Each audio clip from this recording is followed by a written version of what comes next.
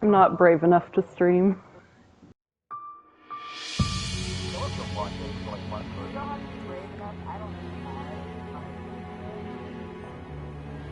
Well, I understand that, for sure. I don't have a camera. Let's do it. Sure. Well, I'm the one who's gonna...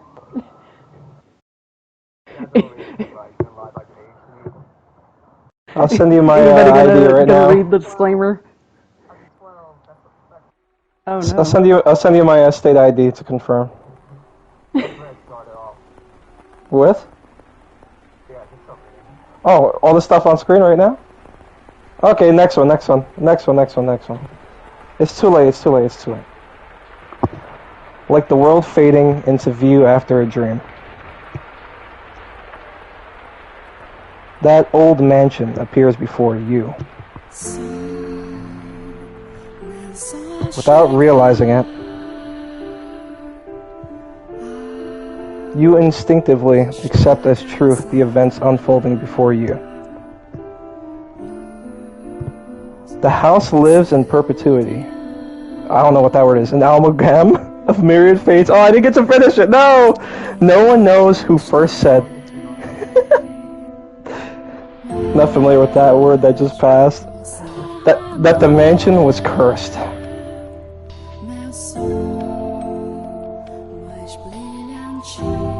I'm not reading that. Yeah. Dude, it's gonna be a butchering. Yeah.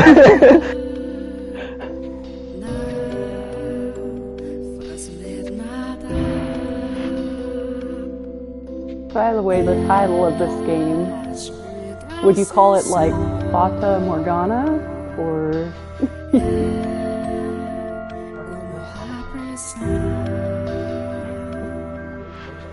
Fata? Really? It sounds like it'd be pronounced like Fata. Fata? Yeah, I was thinking Fata. Morgana?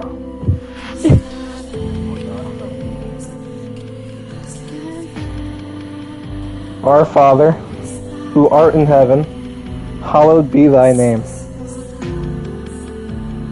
Have mercy on me, O Father, and cast their souls into eternal damnation.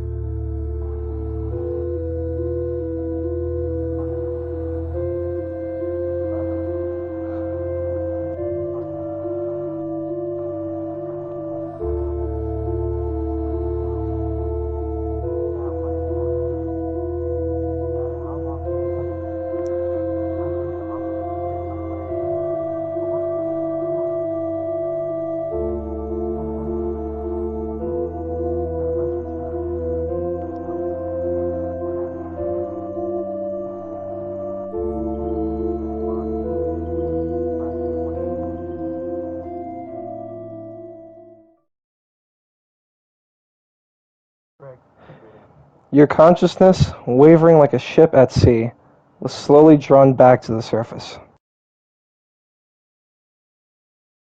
Sir. With each new breath, feeling gradually return to your fingers. Master. Okay. Oh, Master. You could hear the pattering of rain from somewhere. Master. And the sound of a crackling fire. Wake up, Master.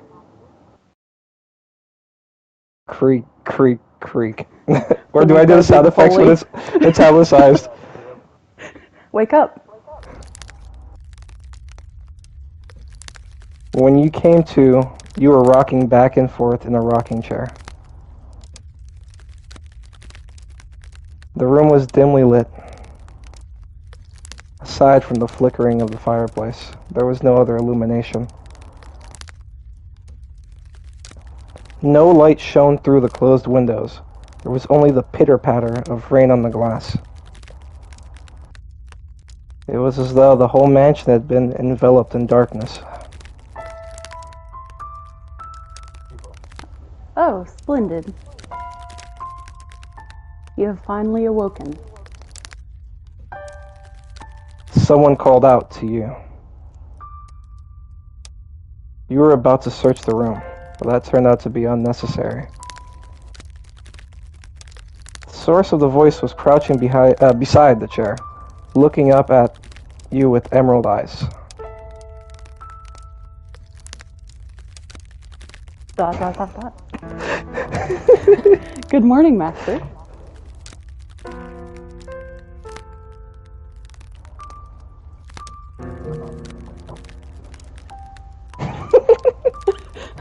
Oh my, is something the matter? Why do you stare at me like that?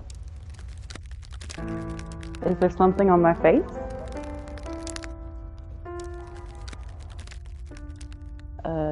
That... It was a surprising sight to wake up to? I didn't mean to startle you. I've simply been waiting so long for this moment. Tending to the mansion all by my lonesome, ensuring it was ready for your return, whenever that time may be.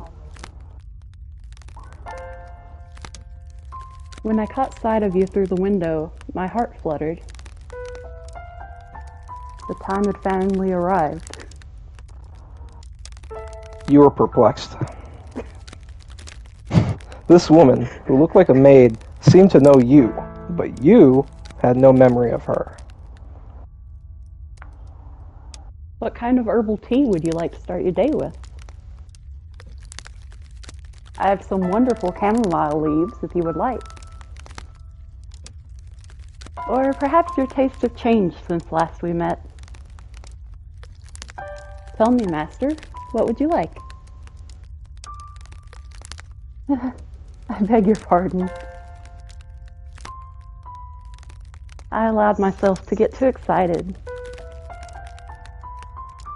But I hope you'll be sympathetic, Master. I am just utterly elated that I could see you again. The woman appeared to be genuinely delighted that you had awoken, but she seemed to lack the energy typical of her age. Or perhaps life was a more appropriate word than energy. But the gloom extended beyond the maid seemed to encompass the entire mansion. The plaster walls illuminated by the fireplace and the rose engravings in the ebony pillars felt vaguely familiar. But a crushing sense of claustrophobia overpowered that familiarity. It seemed as though the house wasn't interested in accepting you just yet. Oh my, you don't know who I am? Do you not know who you are, either? That is quite the predicament. If you can't remember who you are, then who am I to serve? The woman's face was pale, almost as though she... A faint chill ran down your spine. You are the master of this house. Though it would seem you have no memories of such. Quite the dilemma. If you know not who you are, then you're no different than a stranger to me, no? Indeed, you have returned. But from where? That I cannot say. Then how about this? I am a servant of this mansion, and as such, I am familiar with the many incidents that have taken place here. I shall show you the history of this house, master. That will surely allow you to recall who you are. The freshly awakened gears in your head began to turn as you mulled things over. The maid had called you the master of this house. But without a single mirror in the room, you had no way of seeing what you looked like. Unable to decide, you reflexively nodded. Let us be off then. And fear not. I merely entreat you not to let go of my hand. Should you hold it tightly, you need not worry about being washed away by the waves of history. No matter what happens, you mustn't let go of my hand.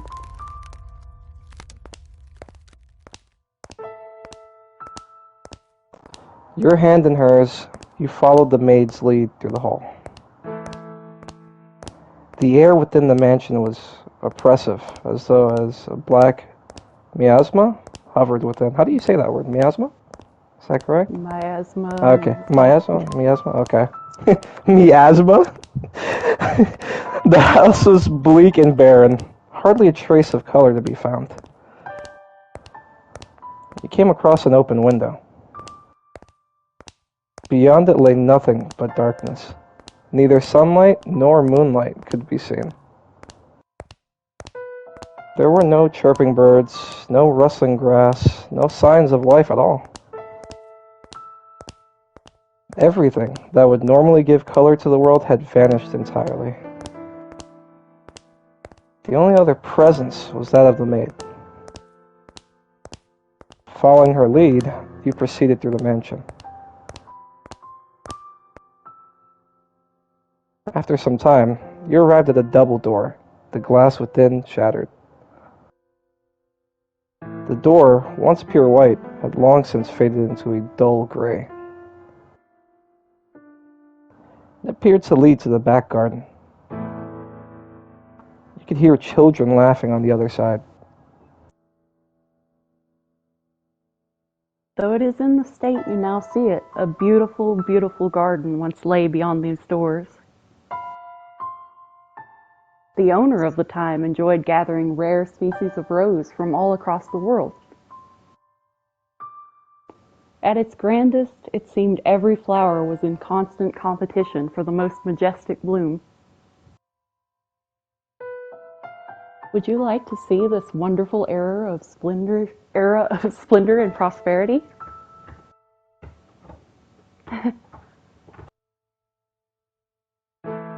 I very much hope it is to your liking, master. The maid opened the doors to the back garden. A sudden gust of wind brushed across your face, forcing you to close your eyes as you followed the maid out the doors. When you next opened your eyes, the world was no longer blanketed in shadows.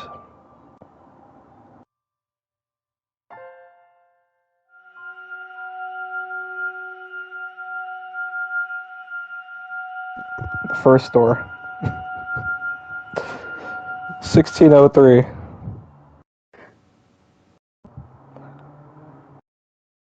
The mansion had an alluring air of beauty about it in that era. It was almost like something out of a fairy tale.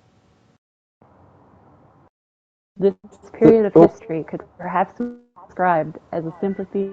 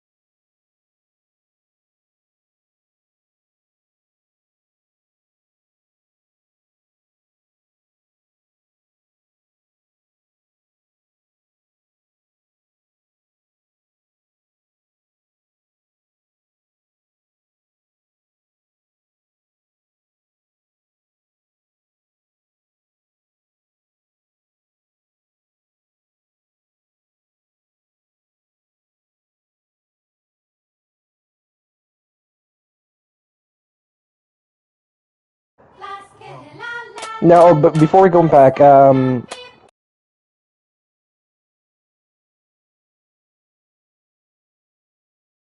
can you tell, by the Yeah, way? Just so I'm I aware of figured like because of later cues. the roses. Okay, gotcha. And I figured because it was like set up that she was going to tell the story, so. Gotcha. All right, Maid, let's go. Alright, let's go. This music, by the way. What is this? Freed from the day-to-day oppression of these antiquated precepts, the people seem to hark back to the more poetic, expressive ways of old. They took these newly blossoming emotions in hand, and with them they wrote literature, painted portraits, composed theater, and found love. Even the church, which had maintained authority throughout the Middle Ages, embraced the changing times, adopting the culture's flowering sense of aesthetic. War would break out not 20 years from then, plucking the ripened error from the tree of history, but that is of no concern to us now.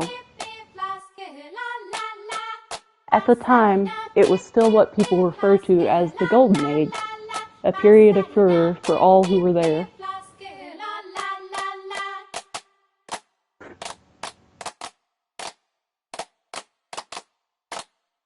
Now, Now. let us take a What? slight Oh, detour. I Is couldn't. it?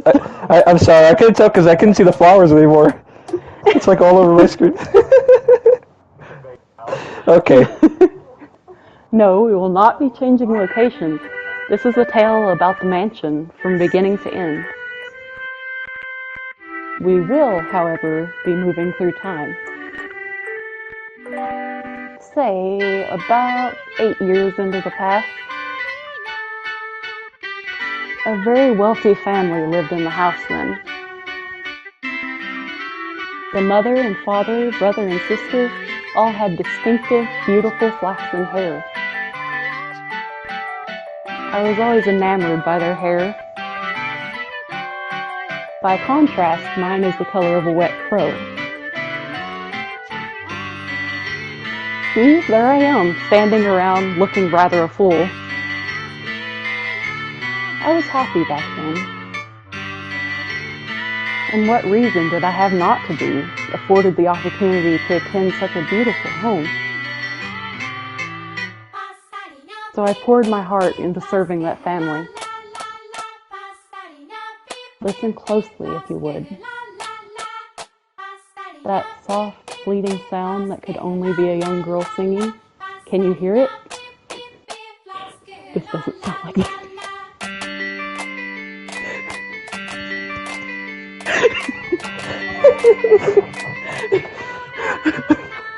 The girl you see cheerfully picking crimson roses and singing like a songbird was called Nellie.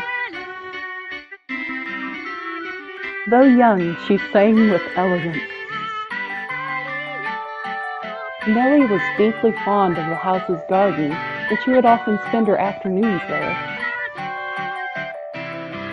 Gorgeous roses gathered from all across the world bloomed in the garden. They were given the utmost care and even had their thorns removed. So young Nellie would not hurt herself, naturally. The light brown-haired girl carefully plucked petals from the roses, gathering them up as she sang. Her voice was like music played by fairies. Nay, the sight of her was like an angel descended from heaven.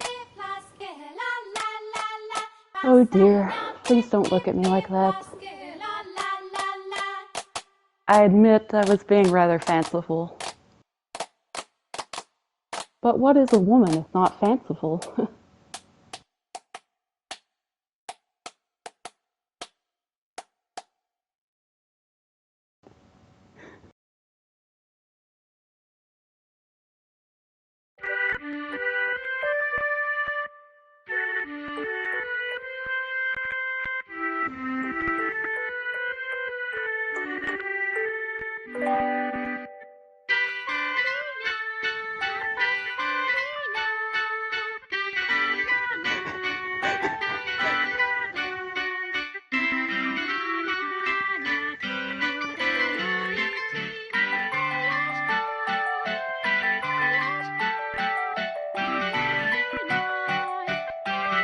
Nellie was, as a matter of fact, not the only visitor to the rose garden that day. She always came with her older brother Mell. The young siblings were inseparable. Mell adored his little sister, who in turn pined for his attention. The sight of the two innocent children cuddling together, not yet shackled by fear for the future, was truly heartwarming. That day, Mell was sitting in the shade of a tree reading a book. As I'm sure you are aware, in their time, books could not yet be mass-produced.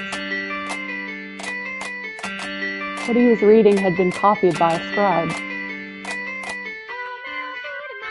I presume he had borrowed it from the church. The book, having passed through many hands over many years, was visibly worn, but I suppose that just speaks to its importance. It was, in fact, a Latin grammar textbook he was reading. Mell was a clever boy. He had attended church from a very young age, where a priest would instruct him in Latin grammar.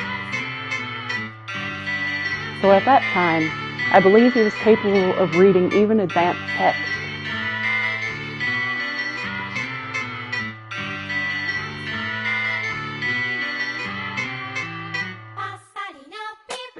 The young girl approached her brother, who was consumed by the text. In her hands, she carried a large pile of rose petals. Though his sister's shadow overlapped with the trees, the boy still did not notice. So Nellie puffed her cheeks, thrust out her slender arms, and let the petals fall.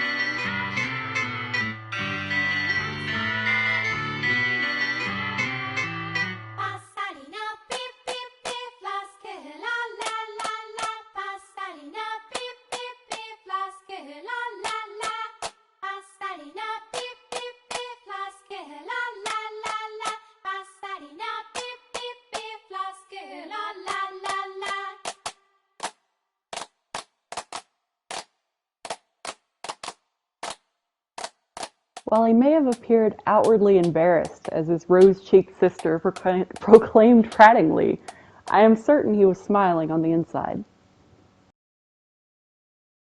After a few moments, he meekly knelt, bringing himself to eye level with Nellie and gently stroking her soft hair.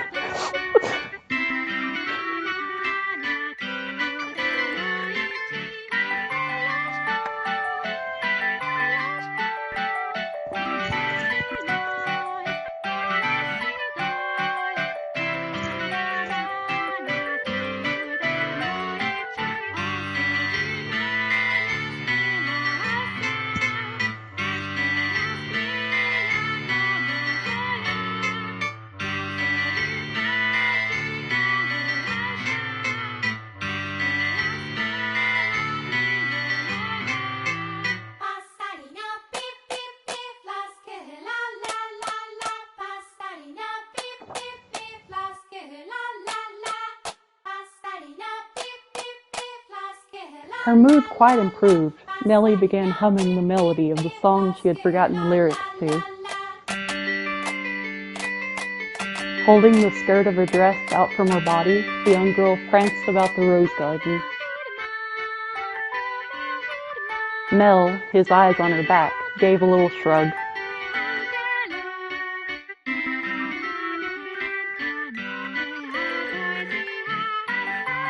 But Mell was not entirely disapproving of his sister's excitement. He carefully brushed aside the petals on his book, set it in the shade of the tree, and began chasing after Nellie. They were picturesque siblings, brimming with hope. And at this time in their lives, there was nothing to jeopardize that hope.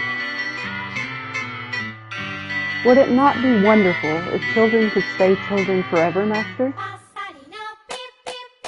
As I see it, though, the pleasant, gentle times in our lives have value because they come to an end. Wouldn't you agree? Time continues to flow, impartial and without exception. And as such, everyone's childhood comes to an end. Be that as it may, does time also flow at the same speed for each individual?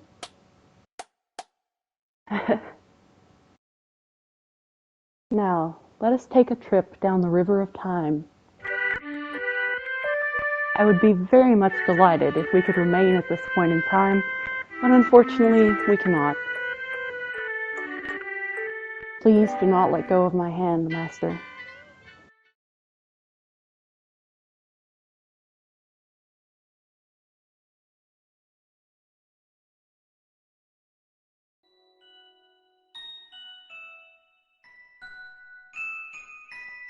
Oh, you usually stay for longer.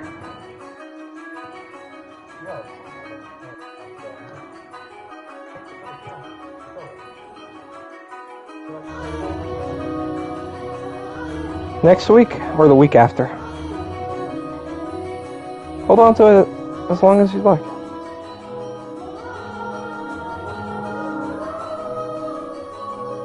Not as sharp as you, Mel. Put yourself in my shoes, and you'll understand. I want to give you any advantage you can get. Oh, do you not believe me?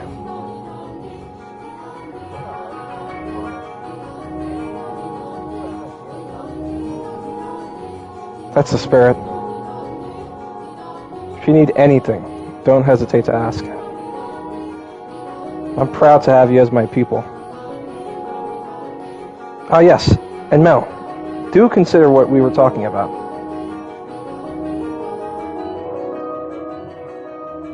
Indeed.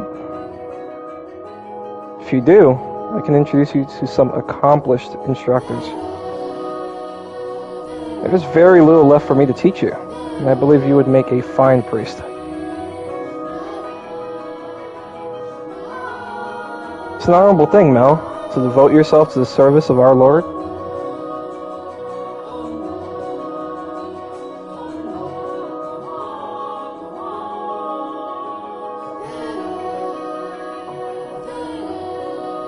Our doors are always open.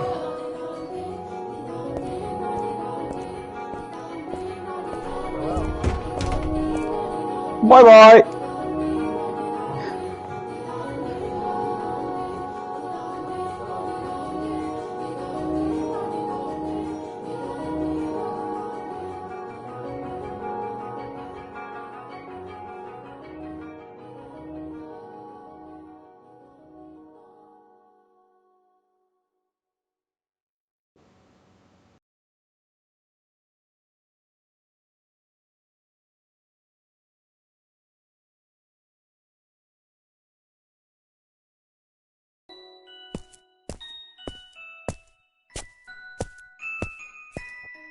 Young sire, blessed young sire, alms, alms for the poor.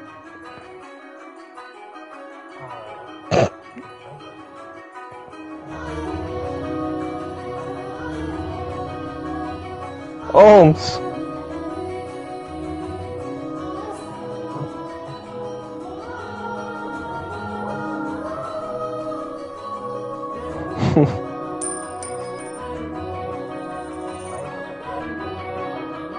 Oh, thank you very much. May the Lord bless your soul.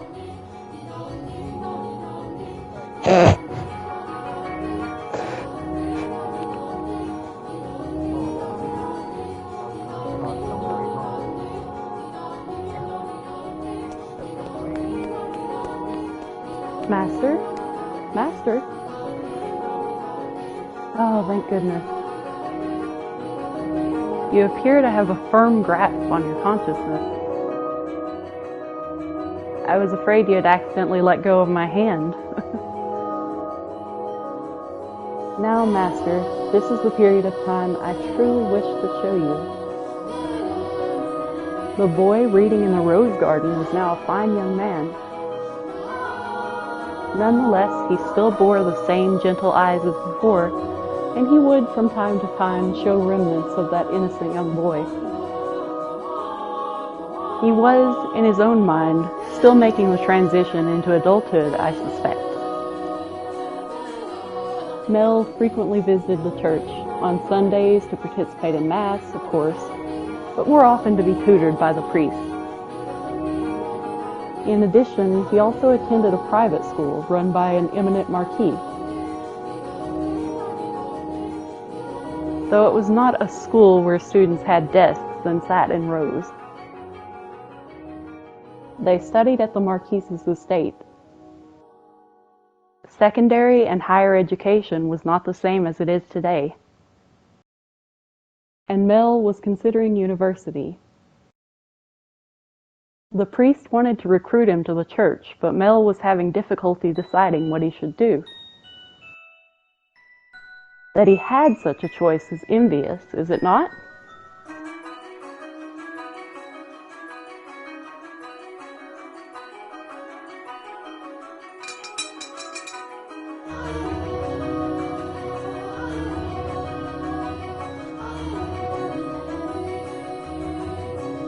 Aye, ready and waiting, young Master Rhodes.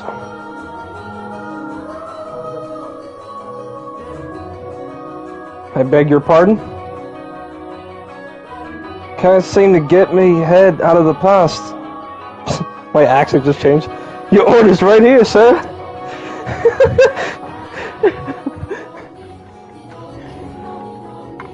Okay. Mell had stopped at a jewelry store in the center of town on his way back from the church. The building was both a workshop and storefront, and the nobles of the area were deeply fond of the master's wares. He was so skilled, even the royal family had commissioned work from him. As a matter of fact, the wooden sign out front was engraved with a replica of a piece of his jewelry said to be on display in the palace. As artistry flourished in this golden age, the number of shops selling luxurious items such as jewelry rose in kind. However, the clientele of these shops comprised a very narrow range of people. Rich people. Of course.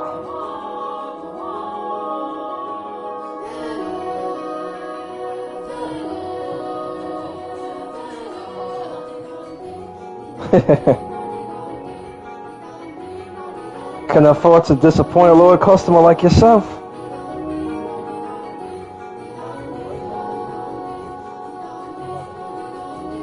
Such a kind lad, young master. My boy back home could do well to learn a thing or two from you.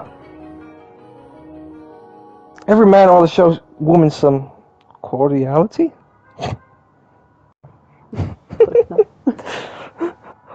Coming home to a cold fireplace is a sad thing indeed.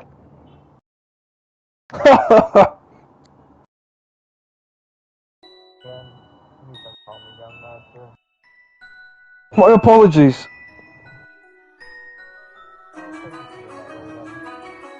Good day.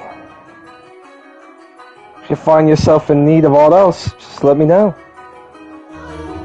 Can make any jewelry you ask for. Come to me, and your sweetheart's day be sure as Maid. And I guarantee the two of you will have all sorts of fun when you give it to her.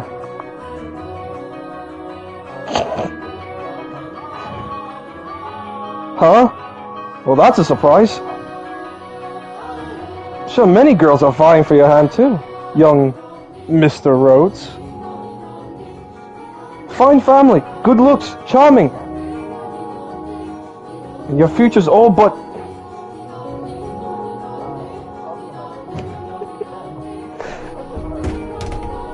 Good day, come by again anytime.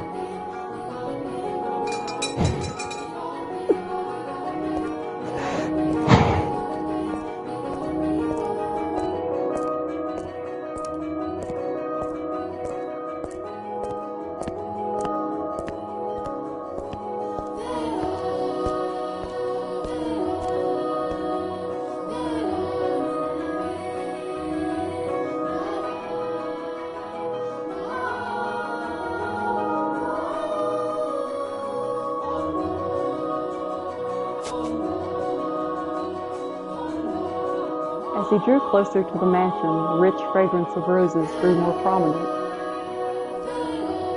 Over time, this distinctive scent had led visitors to refer to the house as Rose Manor. It was also probably a play on the flaxen-haired family's last name, Rhodes, which you heard the owner of the jewelry store say just moments earlier. The mansion looked quite different than it does now, no? No thickets of ivy covering the walls and no rotten, broken doors to be found. I wonder what the Rhodes family would think if they saw the house in its present tragic condition. The sight of their abundantly blooming roses, a veritable symbol of prosperity, long since withered and turned into soil. My apologies, I got a little sentimental there. Let us forget for a moment about our own time.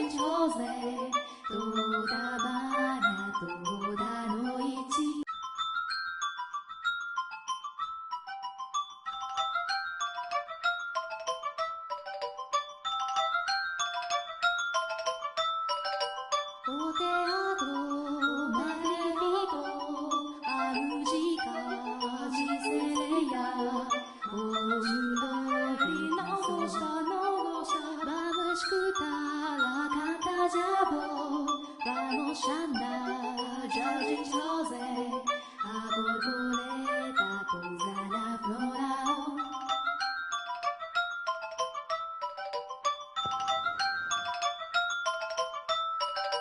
No vestido de ya, o sorriso, o sorriso, o jura y no gosta, no escuta la canta ya vos. Vamos andar ya sin chose, toda mañana, toda noche.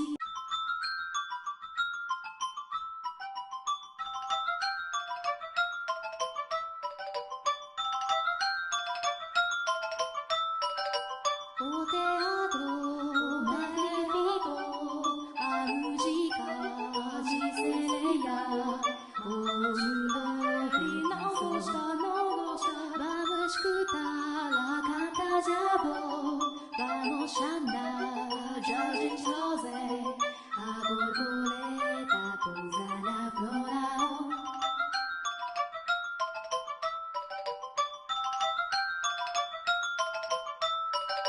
No vestido de ya, o sorriso, o sorriso, o jura y no gosta, no escuta la canta ya vos. Vamos andar ya sin chose, toda mañana, toda noche. I thought it was drier too. Like I really believed in it. O teatro magnífico, a música giseleia. O mundo não gosta, vamos escutar a canta já vou. Vamos andar já sem chose, a borboleta pousa na flora.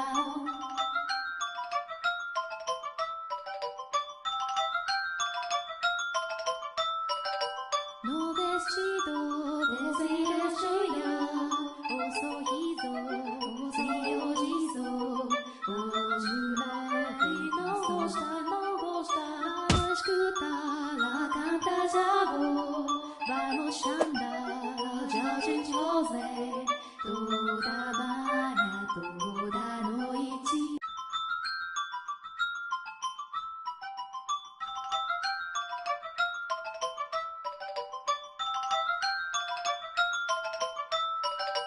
O teatro magnífico, a música giseleia. O mundo não gosta, vamos escutar a canta já vos. Vamos andar já sem chose, a borboleta pousa na flora.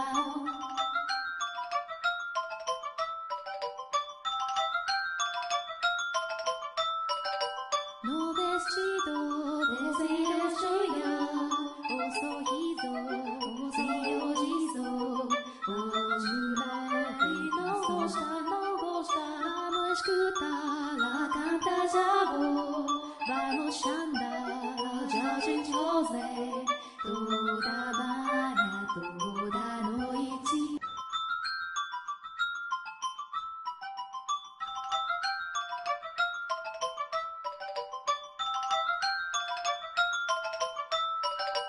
O teatro magnífico, a música giseleia. O mundo não gosta, vamos escutar a canta já vos.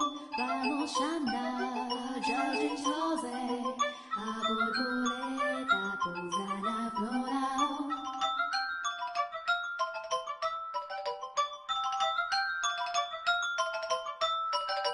No vestido de ya, o sorriso, o sorriso, o jura y no gosta, no escuta la canta já vos.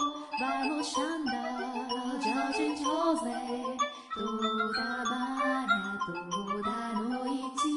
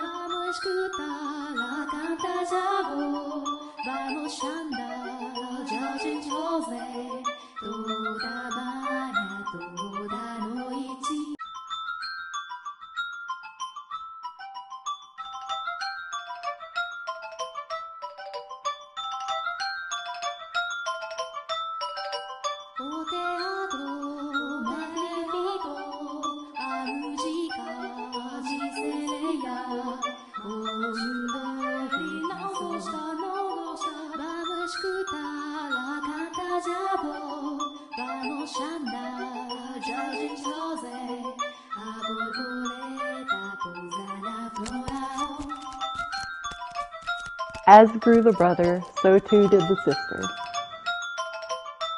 That day, Nellie would be turning 14, and Mell, 3 years her senior, was 17.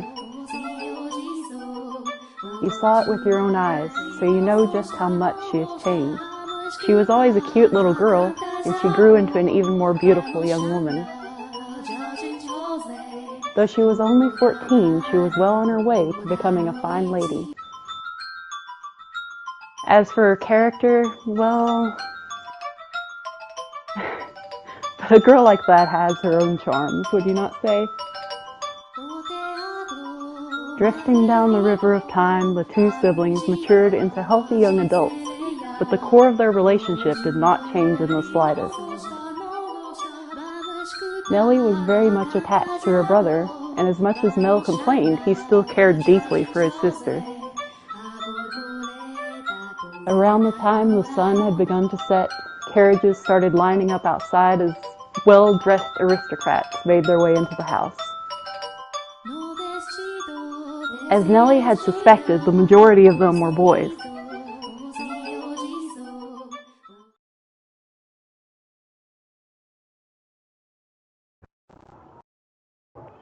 Okay. Yes, I understand. You don't need to say anything more.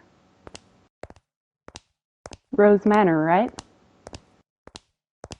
Okay, we'll go together. Me? Alone? No, please don't make me. The inhabitants of Rose Manor are surely living quite contented lives. And I'm sure they don't remember a thing.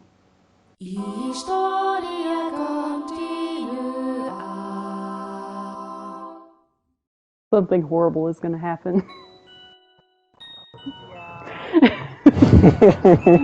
I'm just waiting for it to drop. The room with the fireplace was always kept in pristine condition, so they could entertain guests at any time. Walls colorfully decorated with tapestries and stained glass windows gave testament to their great fortune. The servant's first assignment every morning was to clean this room.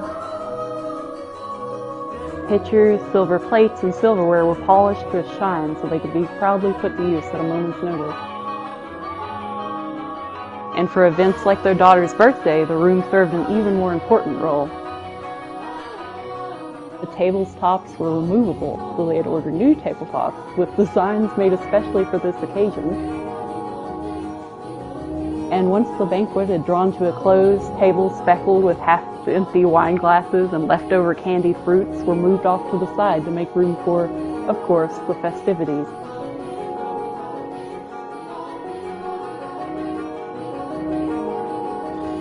Good evening, Lady Nellie. You're looking particularly lovely today.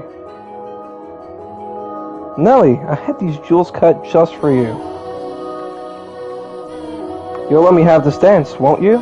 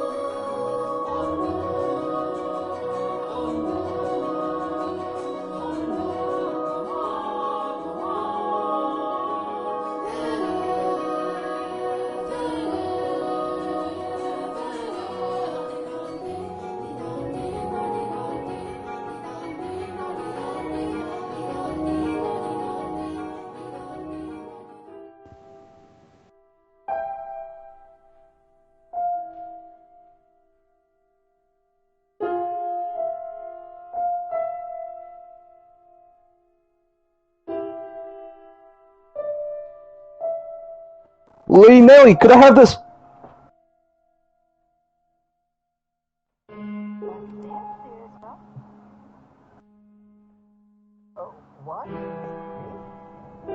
Wait up!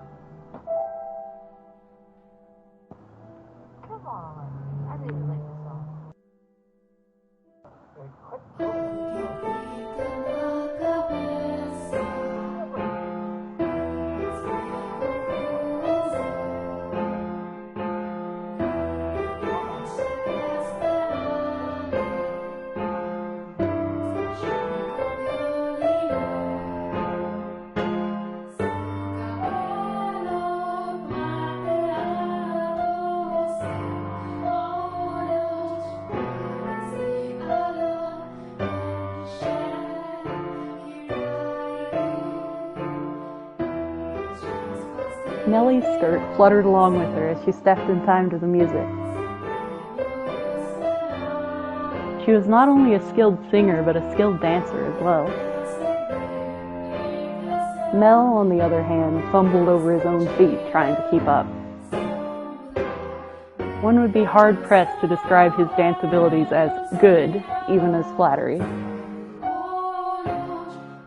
Though boys of his pedigree were taught to dance as part of their etiquette lessons, he found himself more being dragged around by his sister. He could hardly be said to be attending to her.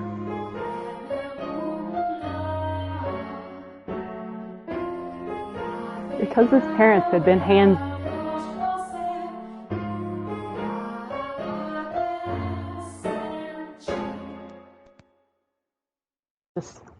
Can you hear me?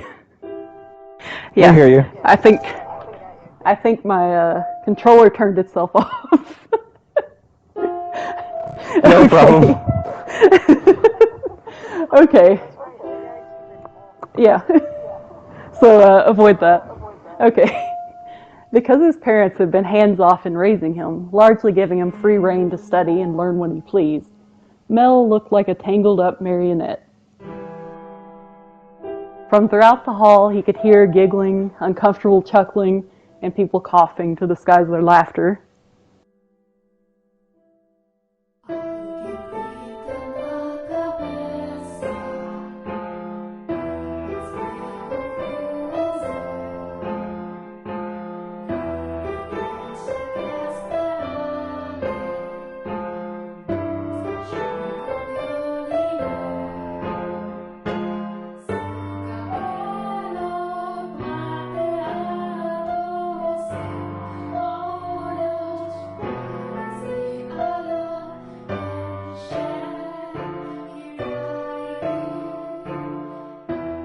Nellie alone enjoyed her time dancing with her brother, and quite thoroughly at that. It did not matter to her that he moved awkwardly or that the guests were giving him cold stares. It was their parents who first cracked under the pressure. Just as their father was about to give an exaggerated cough and stop the music, a ruckus suddenly swelled up near the entrance. What could that be? Who knows what was going on? The music came to a stop, and the party guests began bustling. The siblings' father spoke up sternly above the noise in order to quell the spreading commotion. He ordered the servants to investigate, had the music restarted, gave a short apology for the interruption, and set the party back on course. I went to go check on the entrance with the other servants, as I recall. Oh my, why are you looking at me like that?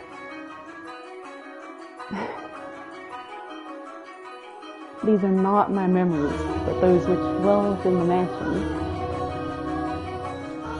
Do you think we should be following what happens next from my perspective, then? That is not what confused you? Well, your question shall be answered in time. In time. Now, let us return to our tale.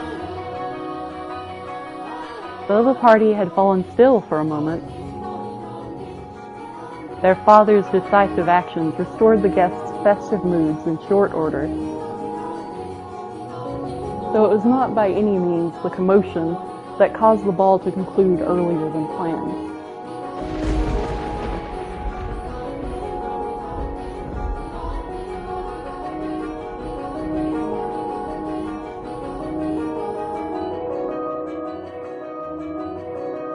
They lived in a country where the weather was nothing if not unpredictable. Rain was a frequent occurrence there. The stretches of time with clear skies grew longer as summer approached, but the weather was still somewhat unstable on the cusp of the two seasons. They had a strong wind that night as well, which turned the raindrops into little spheres on the window. Were the party to continue on any longer, no one would be able to go home. Although their father was quite concerned that Nellie had not got on with any of the aristocrat boys, he decided to cut the festivities short.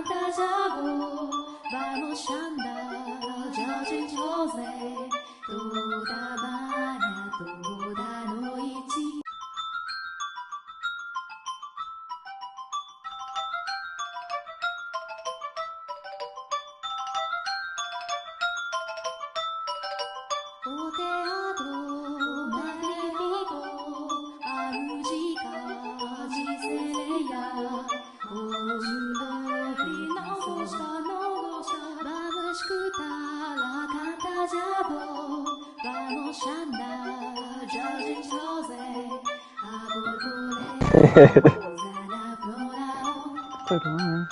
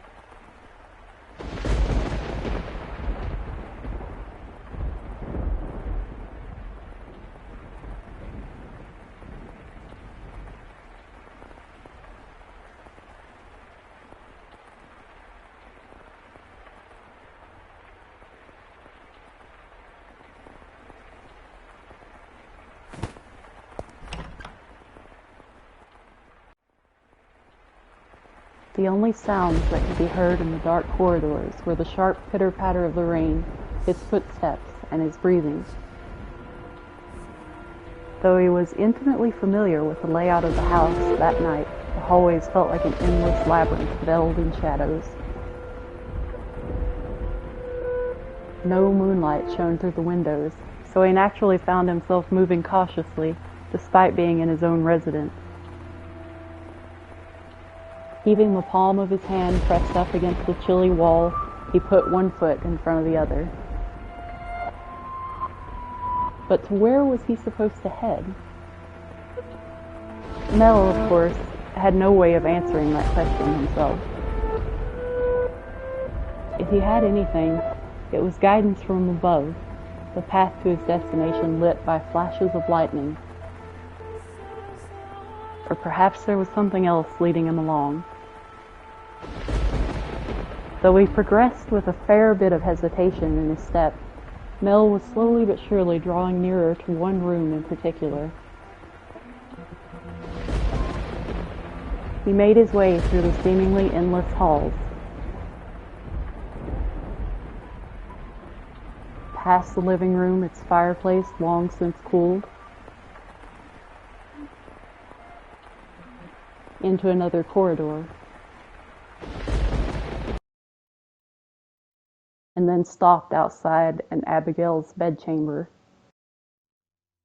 The dim glow of a lamp spilled through the cracks in the door. A gust of wind is not necessary to make a flame flicker. A person's movements or vibrations in the air from someone speaking, the slightest of motions can cause the light of a fire to quiver, shifting subtly as though nudged by an invisible fingertip.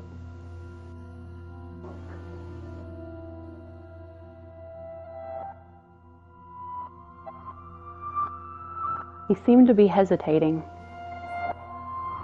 It would not be difficult for him to approach the door and peer inside. But he had reservations about peeping in on another's chambers, even if it was his own house. Moreover, this room was assigned to a woman. There was a woman behind that door. What would you do, Master, in this situation? Would you succumb to your curiosity and gaze inside? Or would you respect the owner's privacy?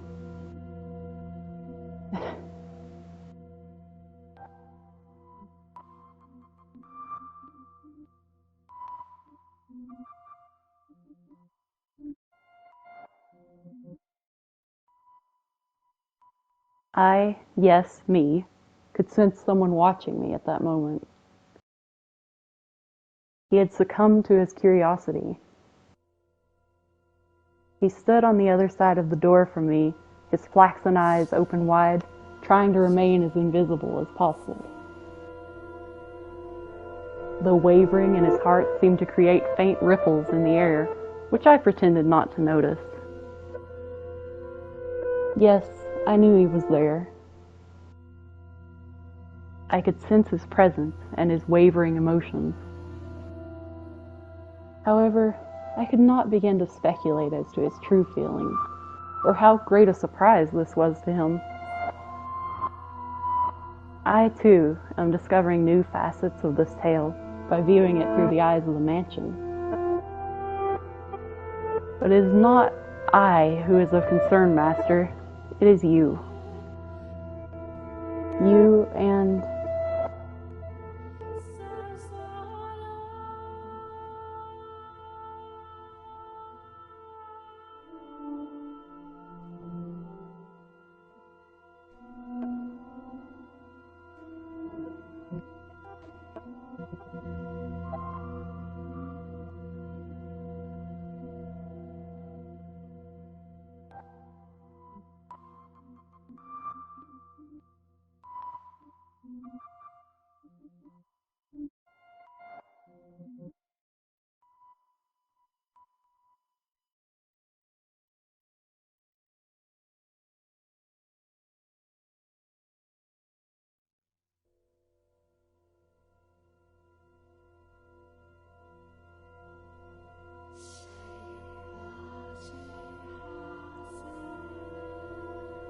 Mell's eyes were affixed on the peculiar young woman.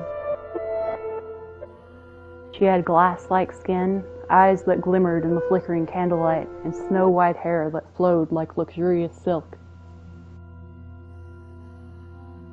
But her lips were bluish-purple, her soft, delicate skin sullied with grime, her twinkling eyes pointed down at the floor, and her hair a disheveled mess.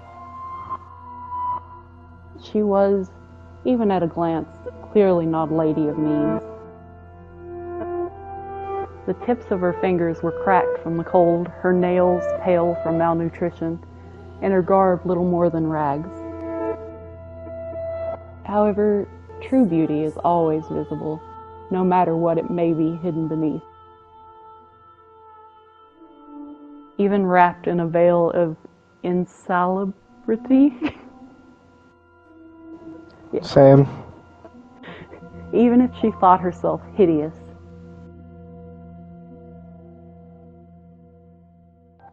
Mell could no longer avert his gaze from the girl's visage. He had, for the time being, forgotten the shame he felt for peeping. As he strained his ears to hear the conversation taking place inside, a sickly voice arose from the white-haired girl's purple lips. So feeble was the sound that a gentle breeze blowing through the room could carry it away.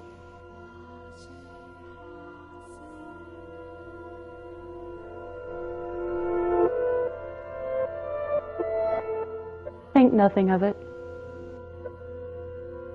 Give your apologies and thanks to the mistress.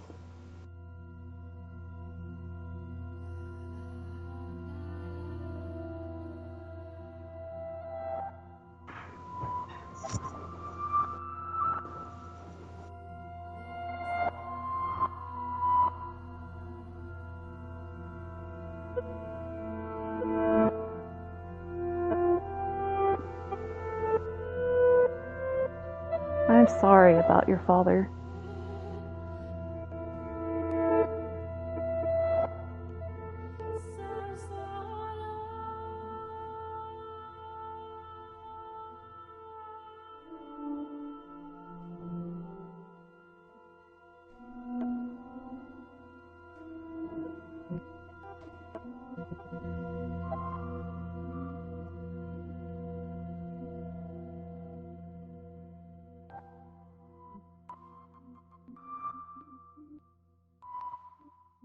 He stared intently, entranced by the scene unfolding beyond the door.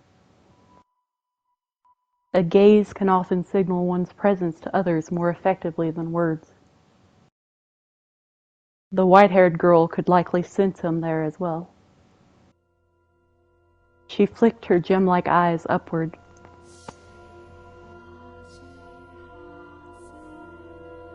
That was when the boy finally felt a pang of panic. For a split second, his flaxen eyes met her ruby eyes, causing him to recoil from the door.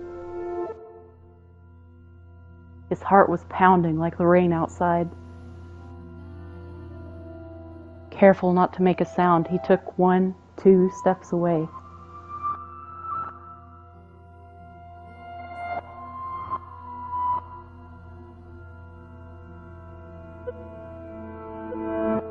The boy did not have the courage to peek in on the room a second time, so he cautiously returned to his bedchamber as quietly as he could manage.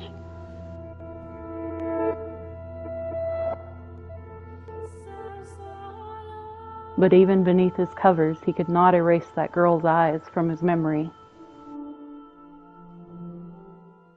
Her melancholic red irises, her voice delicate as a glass sculpture, her pale, almost lifeless skin, her pure white hair. Every singular detail kept him from banishing her image from his mind. Nor could he restrain his heavily pounding heart.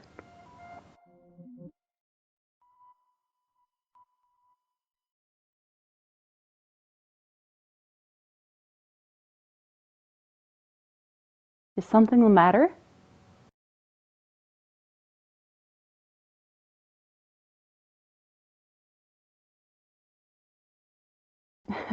It's only your imagination, I'm sure. If not your imagination, then perhaps some unseen force was watching you.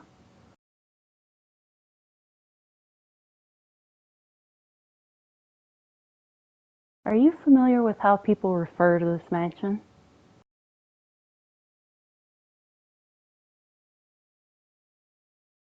Yes, indeed. It is called Rose Manor because you can smell the sweet fragrance of the rose garden even at a great distance. But that is not what I meant. It is said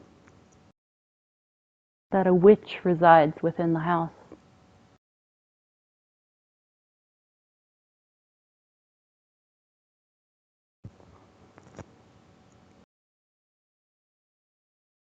You probably wouldn't have. It was a very, very long time ago.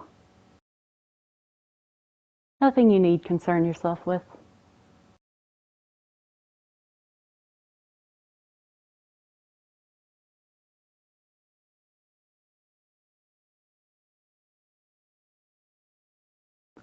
Should I consider that a compliment? It's getting late. You should get some rest. A room has already been set aside for you.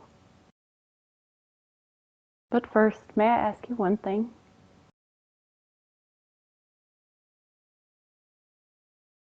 I do not believe you've given me your name yet.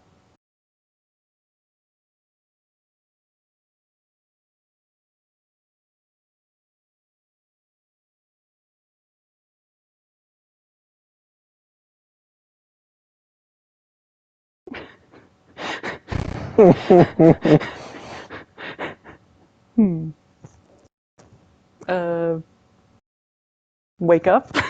Is it me? Okay. Oh.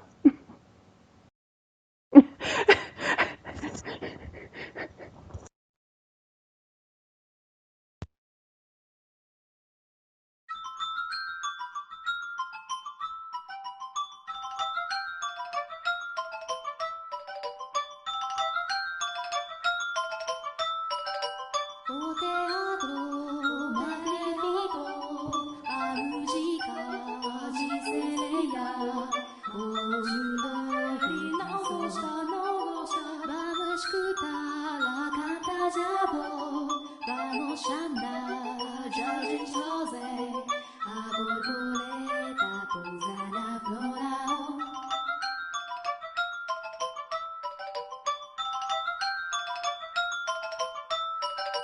No vestido de joia, o sorriso, o sorriso, hoje leve, não gosta, vamos escutar a cantazabo, vamos andar, Jorge José, toda manhã, toda noite.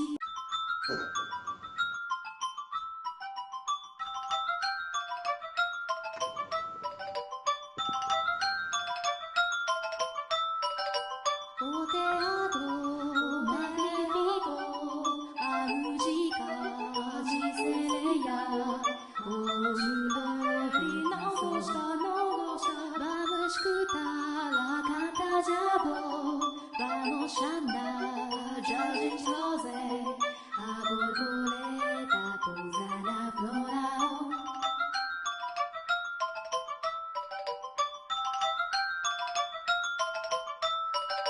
No vestido de joia, o sorriso, o sorriso, hoje leve, não gosta, vamos escutar a cantazabo, vamos andar, Jorge José, toda manhã, toda noite.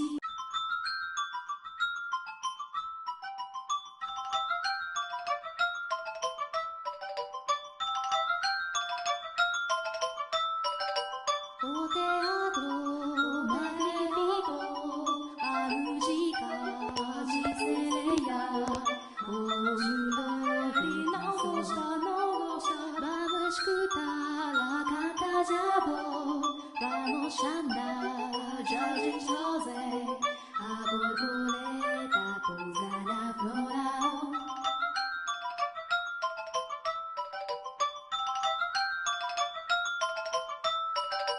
No vestido de joia, o sorriso, o sorriso, hoje leve, não gosta,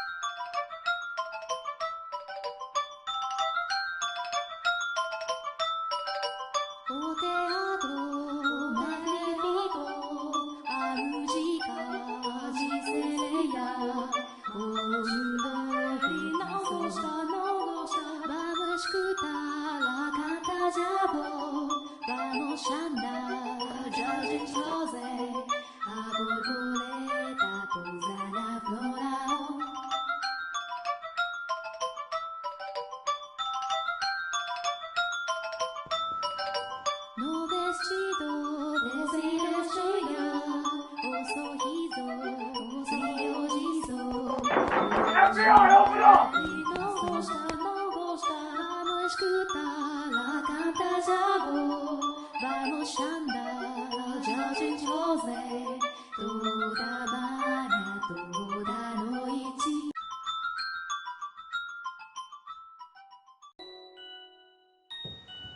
At the time, the majority of servants at the mansion were men. However, the ladies of the house all had Abigails, so there were several women servants, myself included. The maids, by and large, were selected from the daughters of other esteemed families. It was, you could say, a sort of training before they entered society. The girls would serve at houses even more powerful than their own. And the white-haired girl Mell saw the night before was one such maid. When he heard this, Mell could not sit still any longer.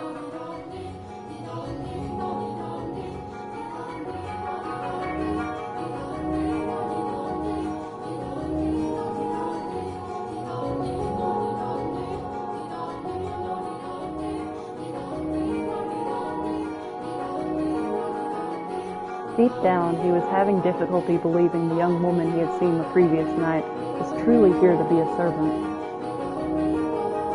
And can you blame him? When he saw her, she was an absolute mess, hardly what you would envision from a girl of class. But he did not seek her to find out whether that was true. He merely wanted to see her once more, to ascertain whether what he had witnessed the previous night was real or his imagination. And he wanted to have an actual conversation with her.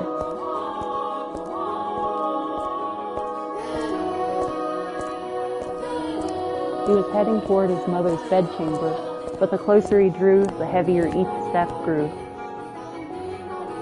He rounded a corner, debating whether or not to head back, and stopped in his tracks. On occasion, wishes do come true.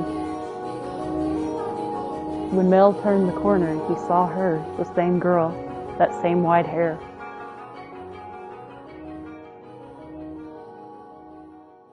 He appeared to be cleaning the hallway.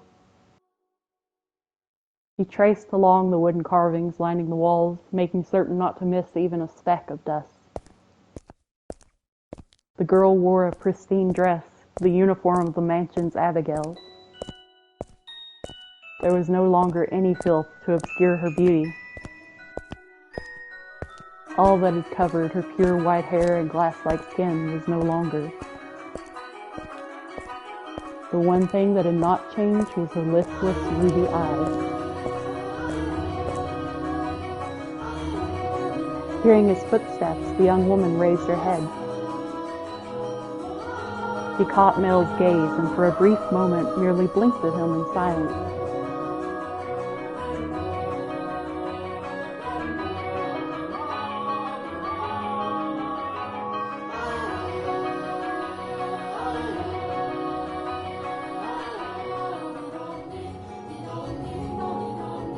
I believe she made an attempt to smile, though it was difficult to tell, and she quickly dropped her gaze back to the floor. Flax and Ruby met only for the briefest moment. He seemed to be looking at both someone and no one at all.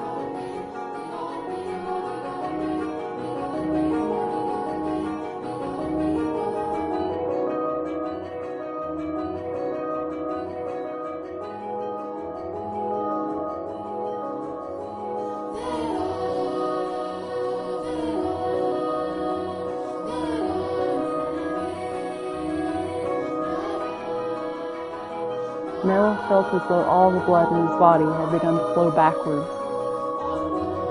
He could not effectively describe the sensation, but in a word, it resembled panic. On his way to find her, Mell had come up with a number of subjects he wanted to talk about, and he generally had little trouble speaking with others. He'd had less experience interacting with women, this was true, but the time he had spent around Nellie had kept him from stumbling too much. Until then.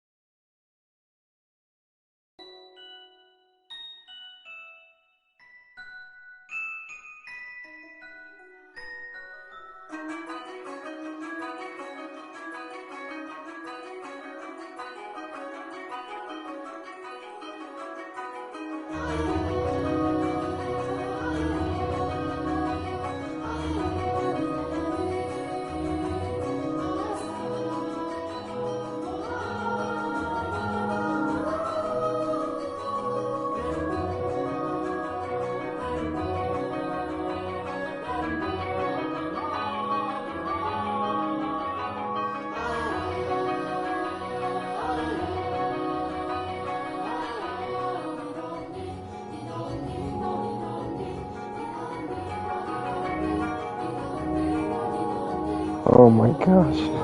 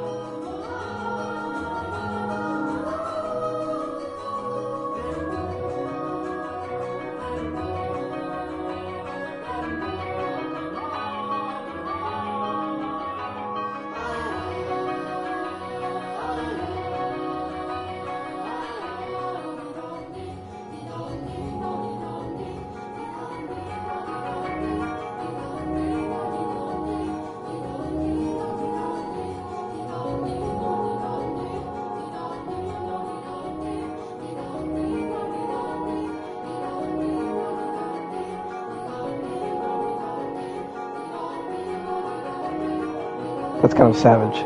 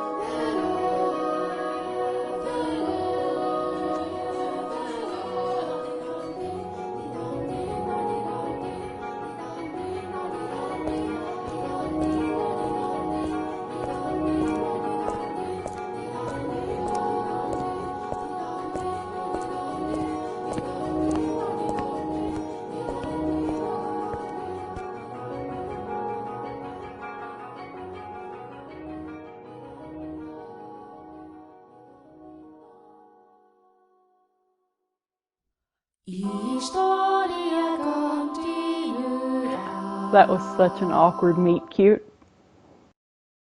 Oh man. There's so many moments I was just laughing like, oh my gosh, just cringe.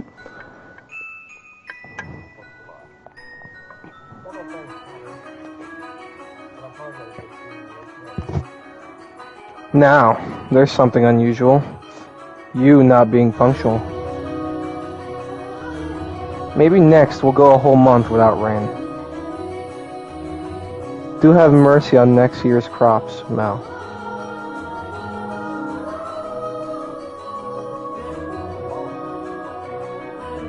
So did something nice happen? You look like you're in good spirits.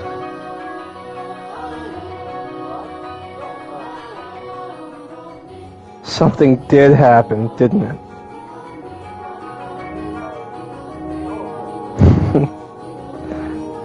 People prefer an open book to a face of stone.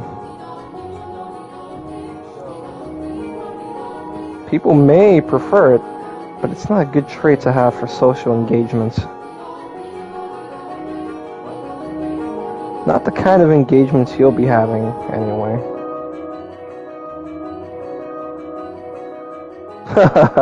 I'm sorry, don't look so dejected. For now, at least there's nothing wrong with that. So tell me, what has you in such a joyous mood, Mell?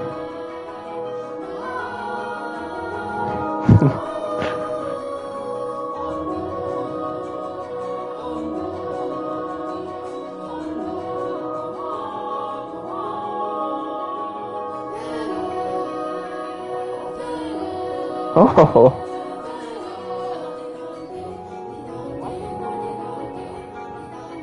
No reason, no reason. So, what family does the little lady come from?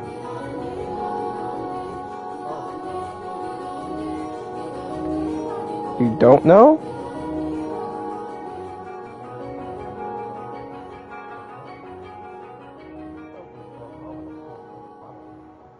I see. She's caught your eye, has she?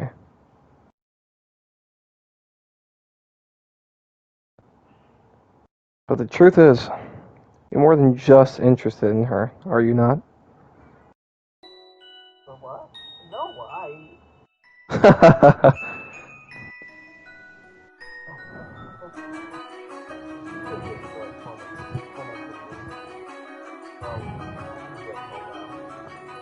No, Mel, make certain you find out where she's from. If you're genuinely interested in her, it's your responsibility to determine if she's actually suitable for you.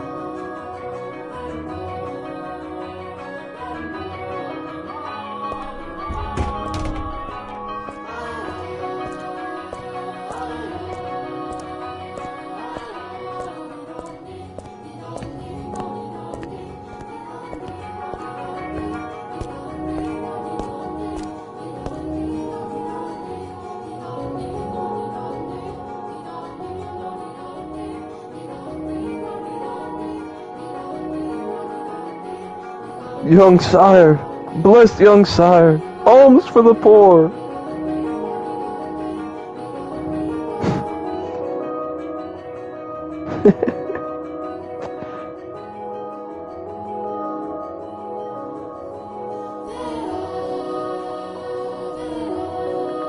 Alms for the poor, have mercy.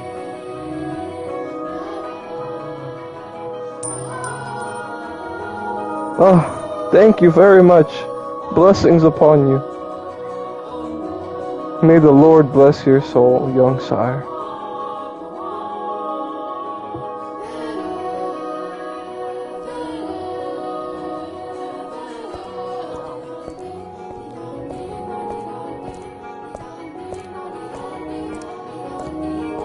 The sun shone fiercely down on the town that day.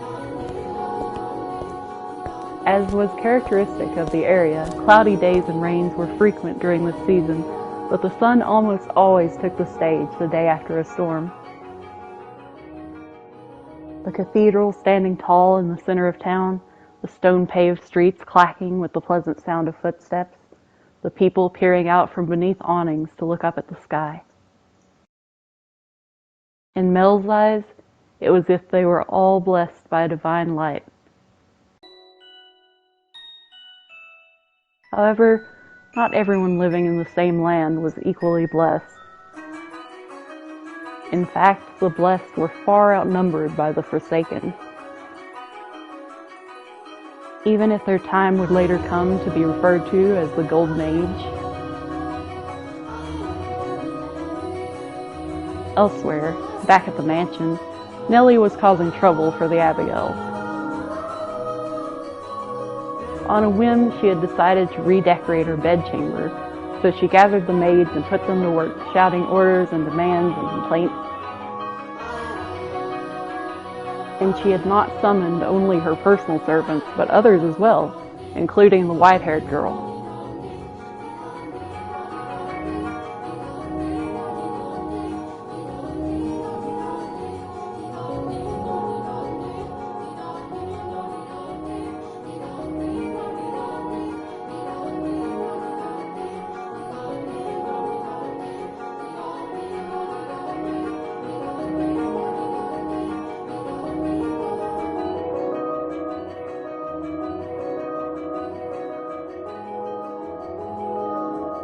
Nellie appeared to be rather irritated, and it was the servants who bore the brunt of her frustration.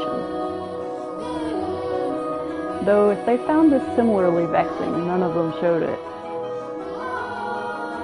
She was a girl who spoke her mind, a trait particular to that time in history.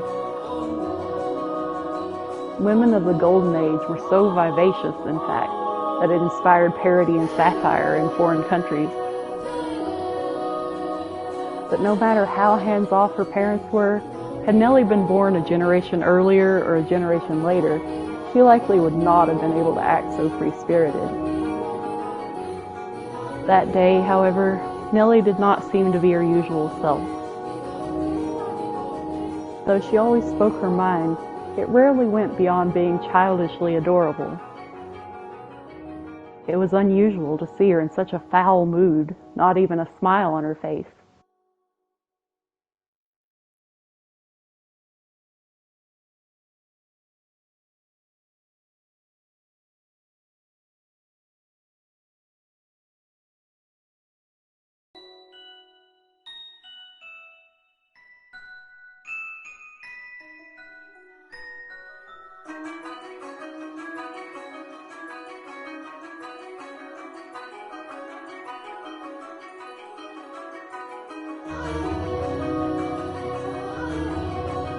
Having only arrived that morning, the white-haired girl was unsure what she was supposed to be doing, caught in the middle of a flurry of maids and furniture and fabric.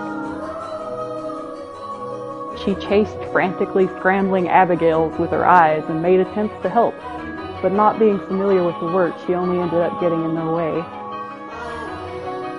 She probably felt that everyone would be better off with her not in the room. So when the maids ordered to get new furniture made their way out of Nellie's room, she attempted to follow them.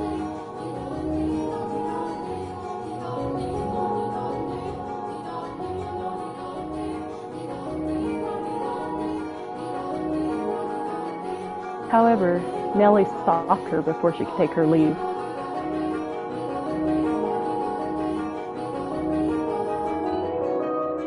The white-haired girl turned back, bewildered, to find Nellie smiling at her. The corners of her mouth turned up into a self-assured grin. There was no trace of timidity or uncertainty in her demeanor. Her flaxen eyes seemed like they would look nice under the light of the sun. Almost the exact opposite of the white-haired girl.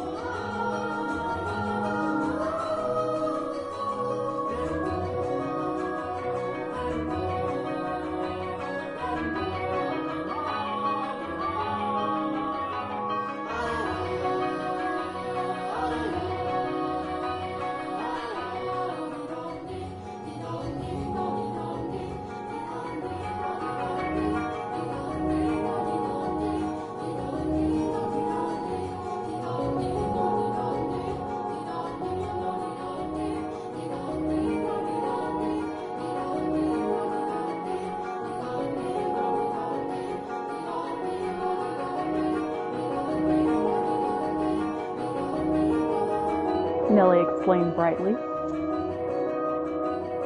Having completely forgotten she was pressed up against the white-haired girl, she did a little twirl, stopping to face the portrait. Though many paintings lined the walls of her room,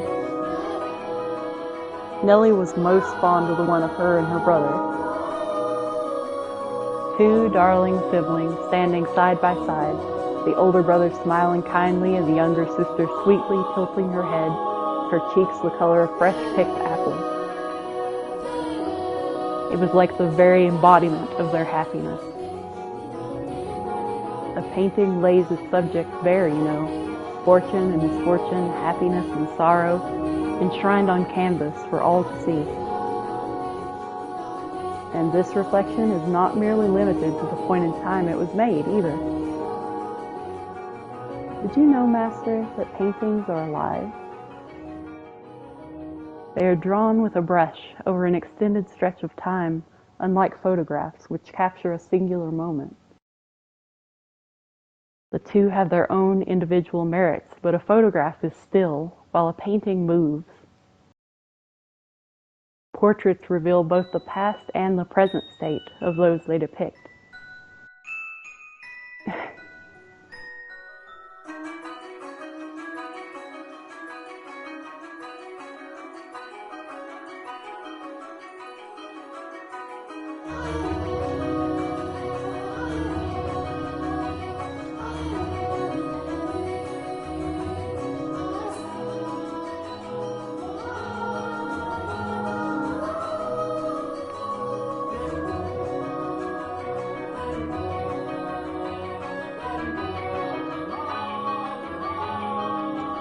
The white-haired girl normally had difficulty smiling, but her lips naturally curled upward as Nellie reminisced. A vision of the two happy siblings had probably swelled up in her mind. And I imagine there was a faint trace of envy in her heart as well.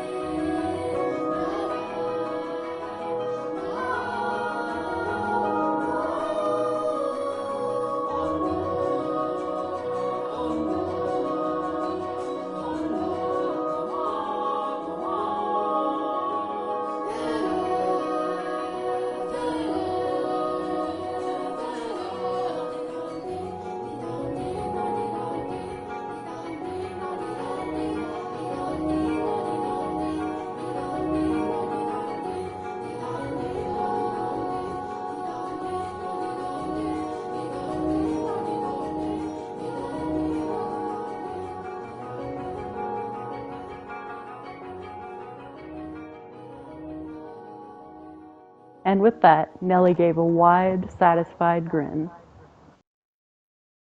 FBI, open up! Even though one has no way of knowing how another truly feels or how they might in the future.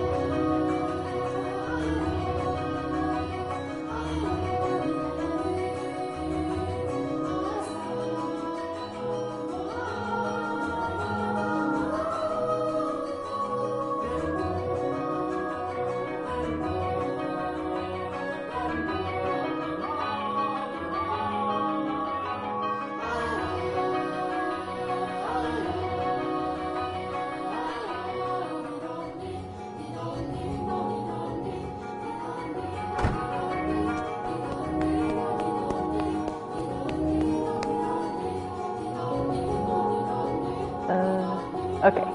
Lady Nellie, I've brought a new carpet. Just look at the embroidery. The work of a true artisan. I'm simply in love with it. Surely you will find it to your liking as well.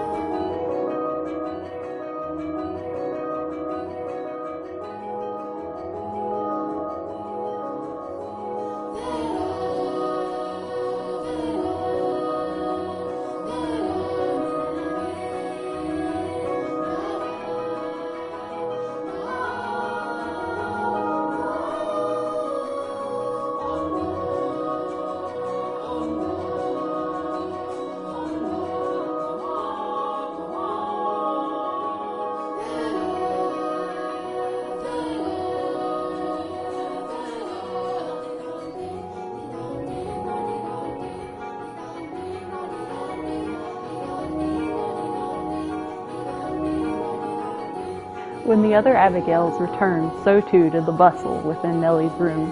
As the white-haired girl watched, a faint smile crossed her lips. Perhaps it was from relief at having escaped Nellie's inquisition. Or perhaps...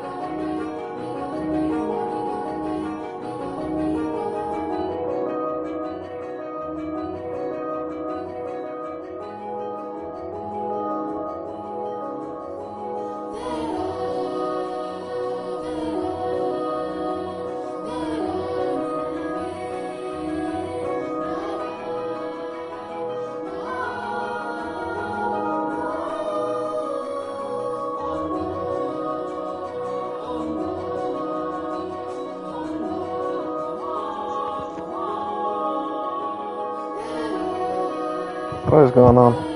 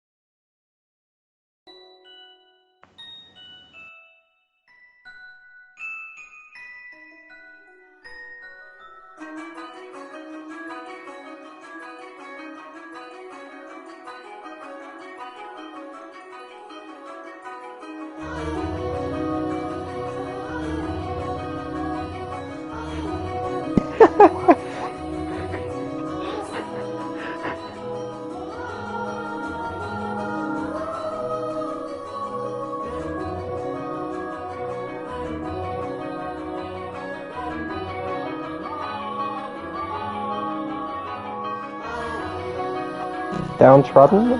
Downtrodden.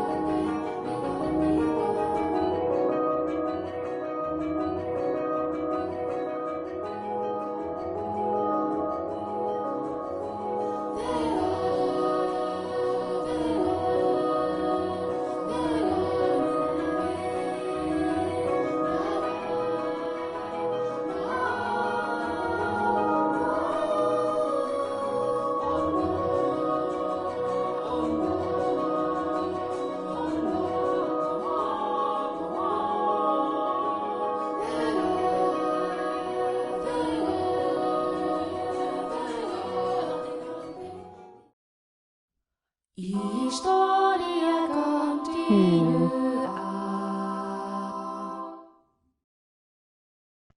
While we just went on this like small intermission, how much longer are you guys planning to go on for? I don't mind, I'm just checking in, because I think it's been like 2 hours. It's up to you guys, I'm just asking now, just so you guys are aware I'm good. I'm good too, but For the moment, until certain people go, we need to. I'm not going to sleep at all, most likely, so. I'm really invested into this right now. yeah, me too. I'm enjoying it.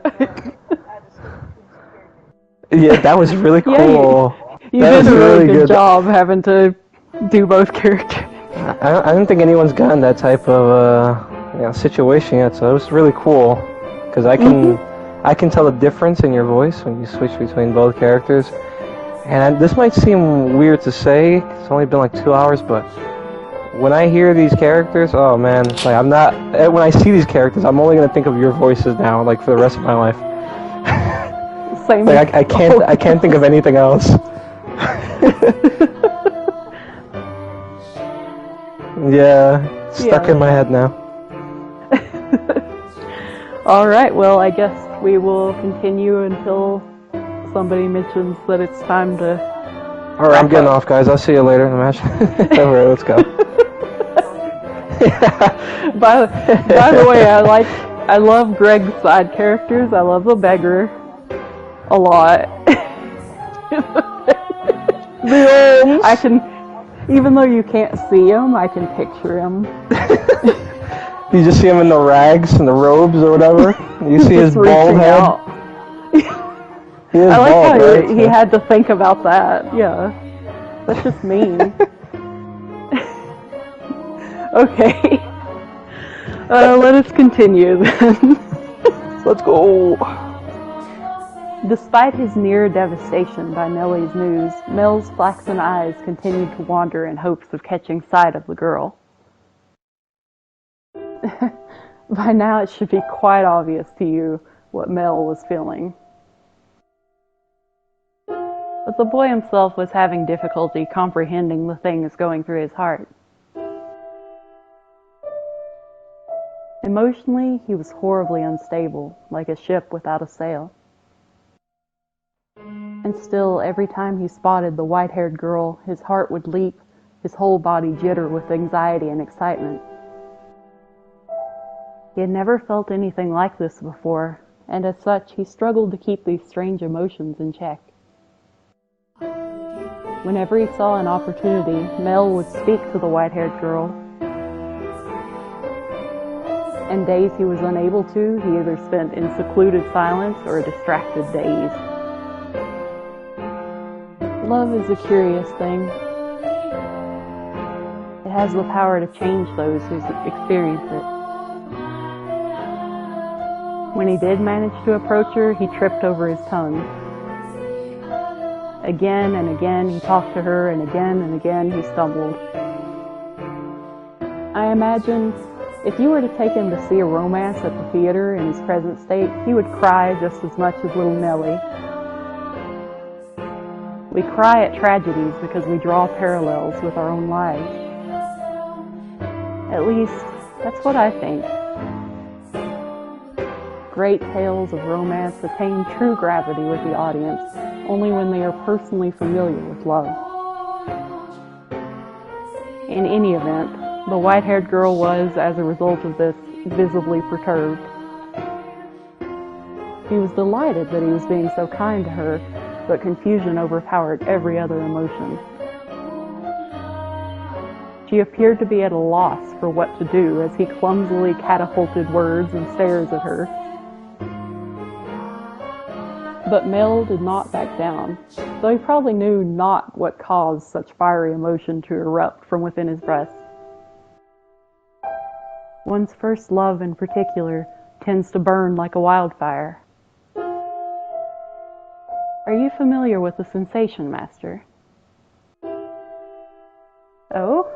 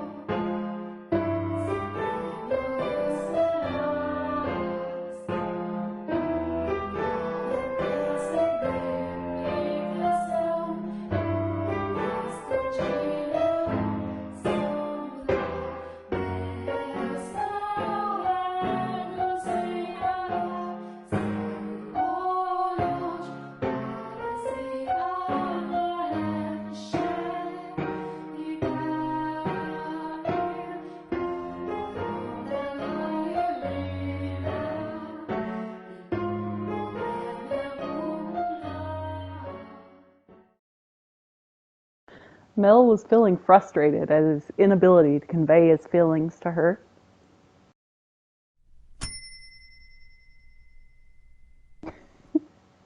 And as his frustration built up over time, he developed, I suppose you could call it a severe case of lovesickness. For several consecutive nights, he had been afflicted with a peculiar sensation,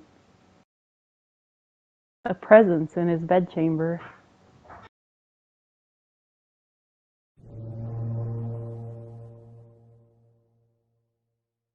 Death. Death to the unholy one. Death to the heretic. Death to the witch.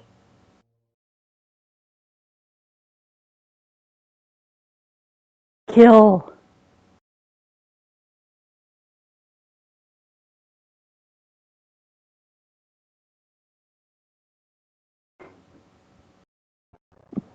She's... Why? I never wanted her to die. Was she not eating? Seal off the top. Oh, go ahead. Understood. No one finds out about this. How can you be so calm? Don't you understand what you've done? Putting the blame on me? How nice must be be able to distort reality with panic. You just said as guilty as any of us. I never wanted her to die.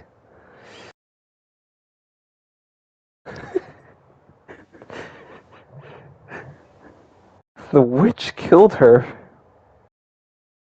The blood of the witch killed my...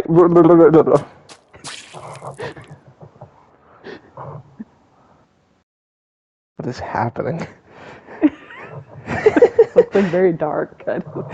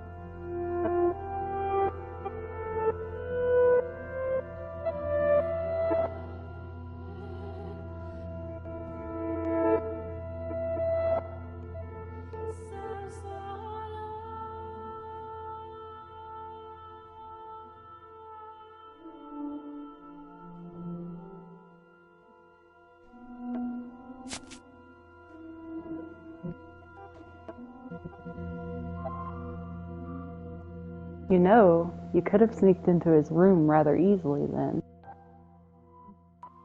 No one was watching.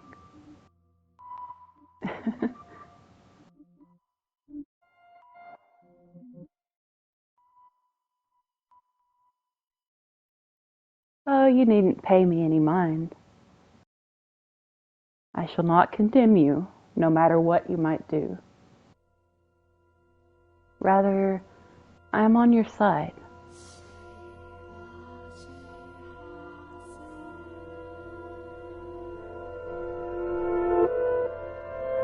Oh, is that so? Then perhaps you're out for a late night stroll. I imagine you have less difficulties going outside at night.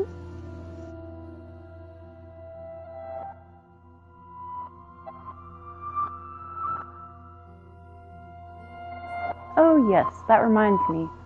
It was also the middle of the night when the grocer's servant broke into their safe. News of that spread quite far, and I'm sure you would have heard about it. Although, was Gamache imprisoned? Dear me, I'm having trouble remembering. But worry not. If you wish for it, the mansion shall provide. You are in no danger whatsoever of getting caught.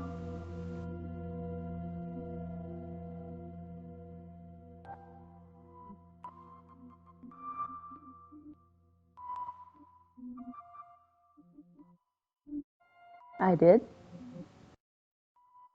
Does that sound perhaps a bit archaic to you?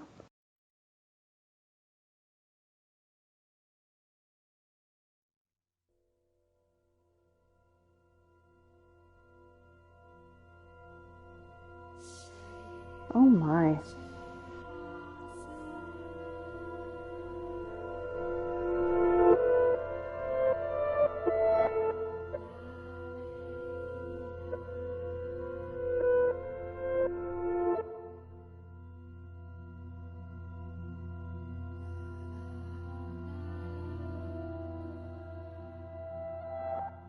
My, what a lovely shade of red.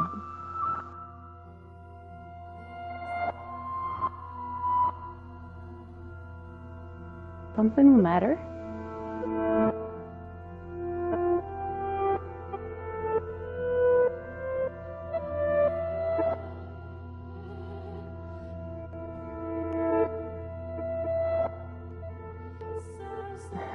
Is that so?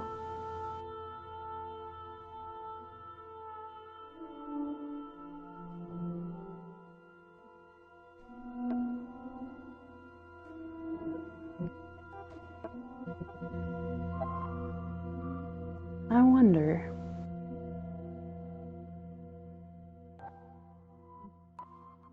Did the girl locked in the mansion become a princess?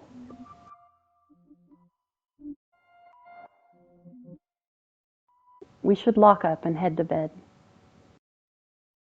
Make sure all the shutters are closed nice and tight, and then draw the bar on the front door.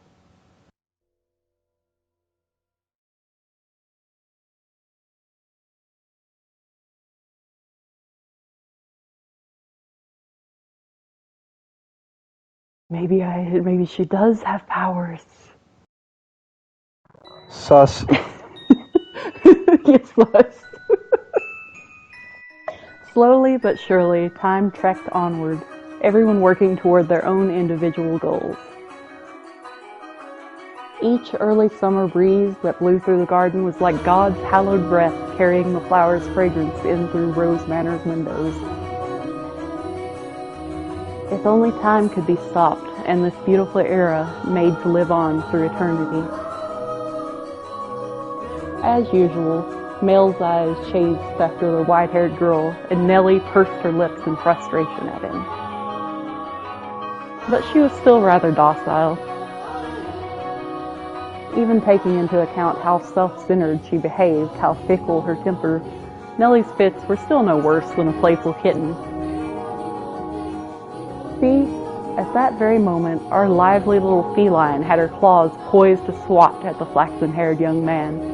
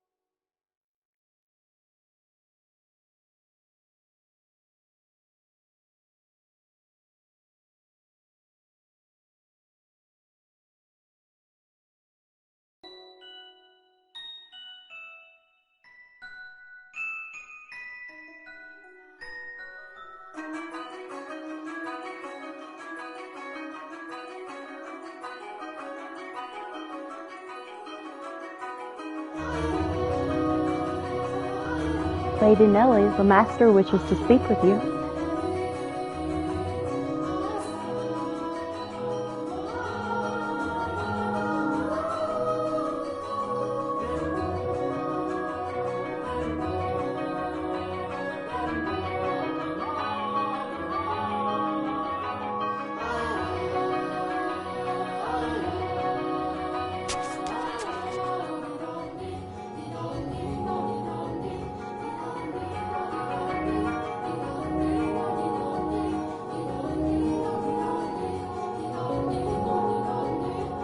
You mustn't be so harsh on her.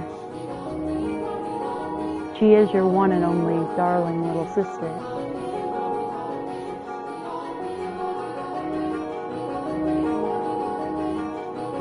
Oh, I'm not so sure. She doesn't seem to be behaving any differently to me.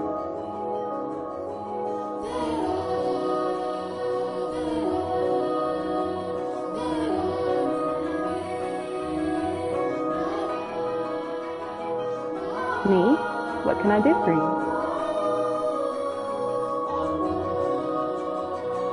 Physically, Mell was undeniably a young man, with a smirk that crossed his lips as he schemed gave his face the sweet look of a little boy. Or perhaps that was simply part of his charm, and it was not the age disparity but his character that made his smile so heartwarming. What did he ask of me? You'll find out soon enough.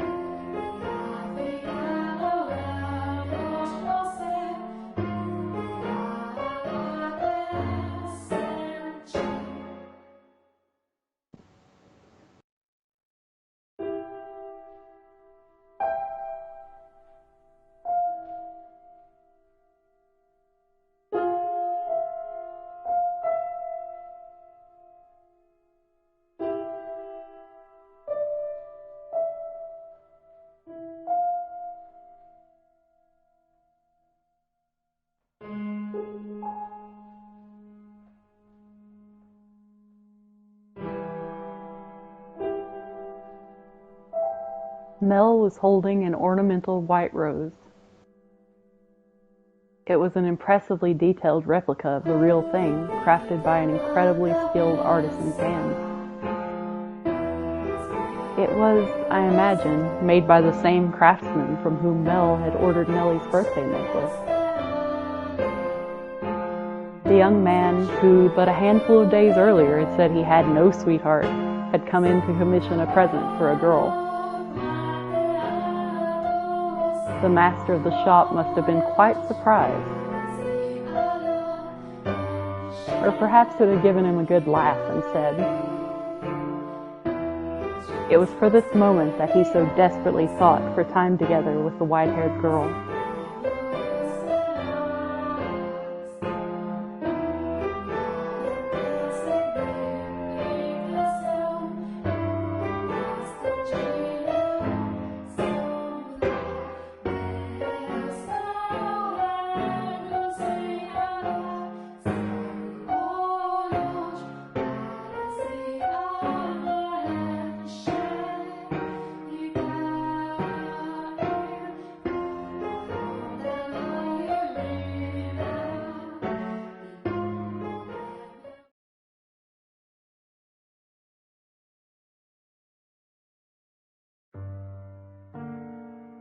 A clear glint of flustered panic was visible in her red eyes.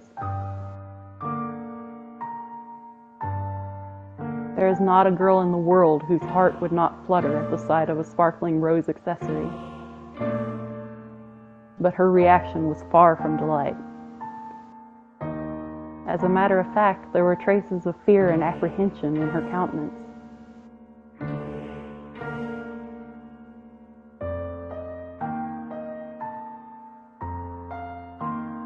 With a look of distress on her face, the white-haired girl made to run off, but Mell grabbed her by the arm in the nick of time.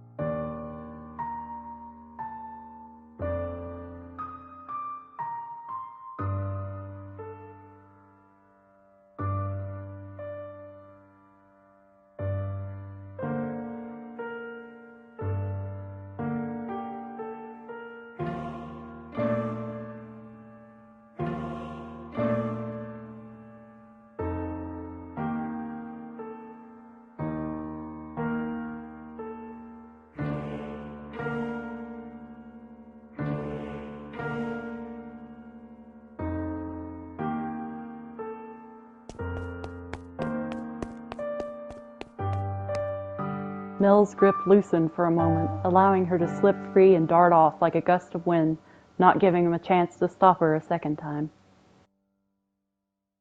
The dumbfounded, flaxen-haired boy stood frozen in place, left all by himself. The breeze, which the white-haired girl had called gentle earlier, felt faintly chilly, almost as if mocking him.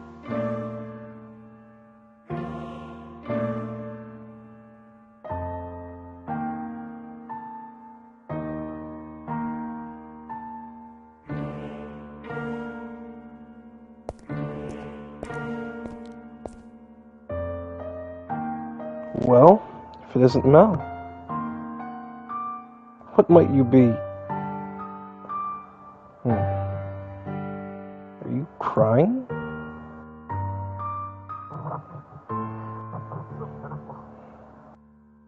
Sorry, yes. Think nothing of it.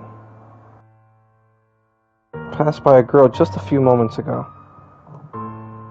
She appeared to be rather distressed as well. Did something happen between the two of you? I wasn't good enough. Not good enough. I was the new Maid I was talking to you about before. I was, like I said, Father.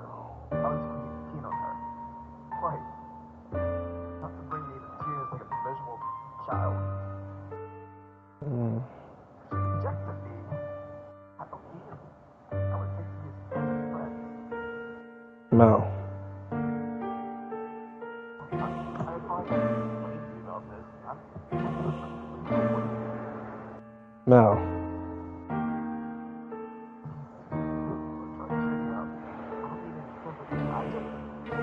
No, Mel, listen to me. What? Seen that girl before. Oh, snap. What do you mean? But, you said she was a servant at your house, right? In which case... Yeah, she is. Tell me, Father. Where did you see her? So basic. It was probably someone else. Someone else? You saying you just took someone who stands out as much as her? Mm. Father. She, and the man whom I assume is her father, paid a visit to the church once. They came asking for food, their clothes in tatters. The two were emaciated. I don't think they were eating daily. What? Wait a minute. Are you saying... She's a beggar. Ooh. My father said... That's his house. Which is why I said I might be mistaken, Mel. She has a singular aspect, but it is possible there is another girl who looks similar. Deep down, though, the priest surely believed the opposite. And so he said sternly, like a teacher to a pupil, But you must be absolutely certain, Mel. Understood? You cannot proceed any further without knowing her ancestry.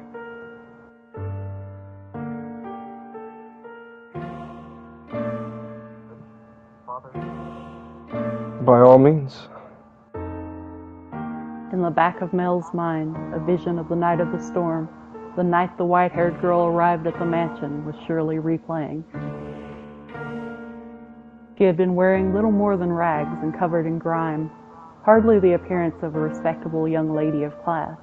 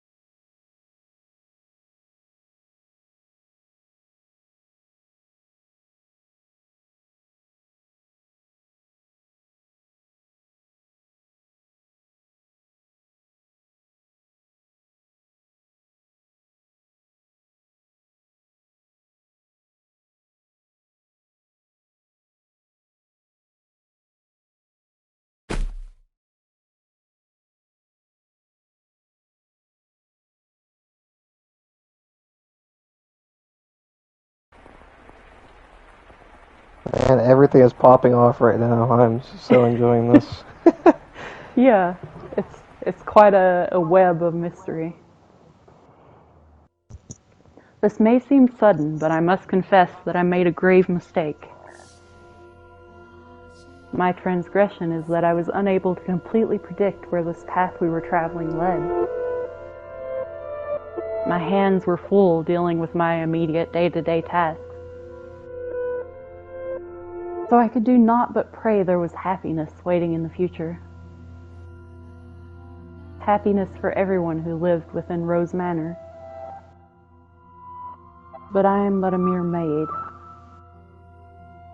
There are limits to what I'm allowed to do. And furthermore, it was not my place to offer her my hand. Roads, such as the one we were following, have a way of diverging with little warning. And if you do not turn the wheel exactly right at those sudden forks, you may end up somewhere horribly off course. I was well aware of that fact. Which is why I thought that what I did was for the best.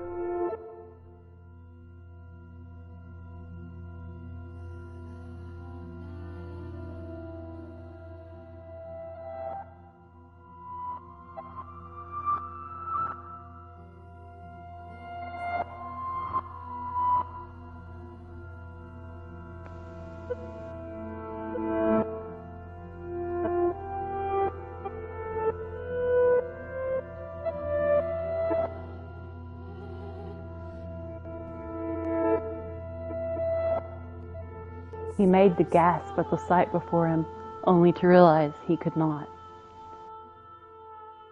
The pressure of her cold fingertips wrapped around his throat robbed him almost entirely of the ability to breathe. He silently mouthed the word. For that moment at least, her melancholic ruby eyes were focused wholly on the flaxen-haired young man. In them glowed a faint flicker of willpower and a continuously burning agitation that roused her to action.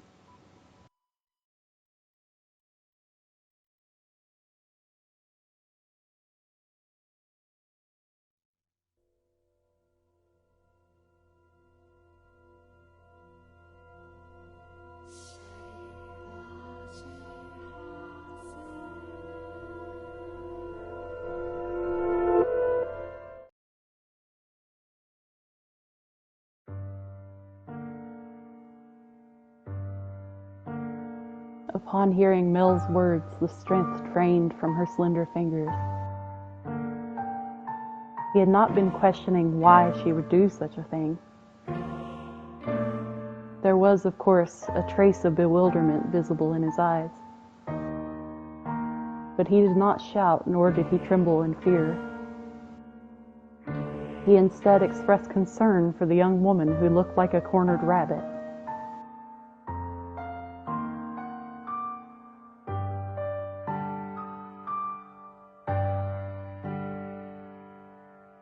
As he slowly regained his breath, Mell's voice, too, grew clearer.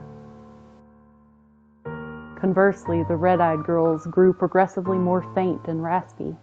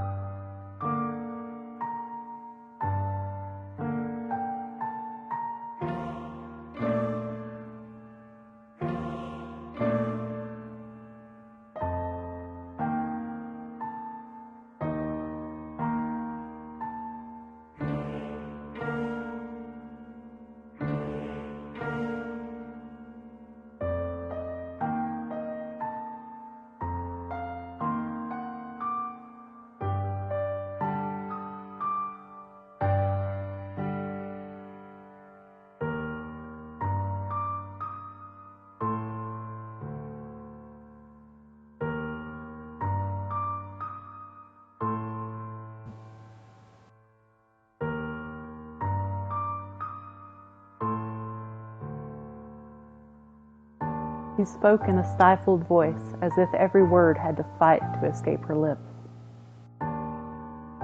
She appeared so fragile, so precarious looking down on him, that it seemed as though if a gust of wind were to whisk through the room, it would blow her away completely. Her pale fingers were trembling, like she had tried to squeeze them again and failed. However, her hand did not pull away from his still, slender neck.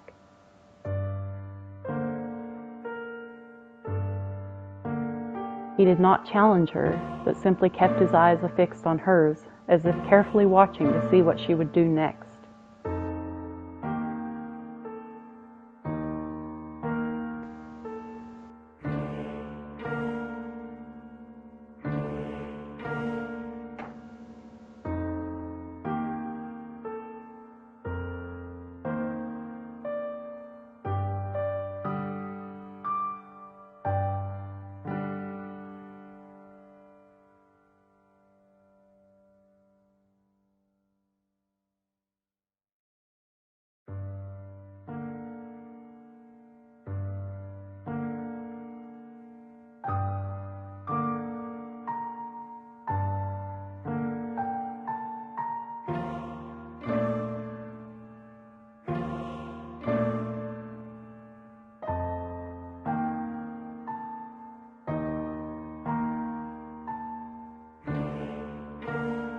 Her long white hair and his soft flaxen hair touched.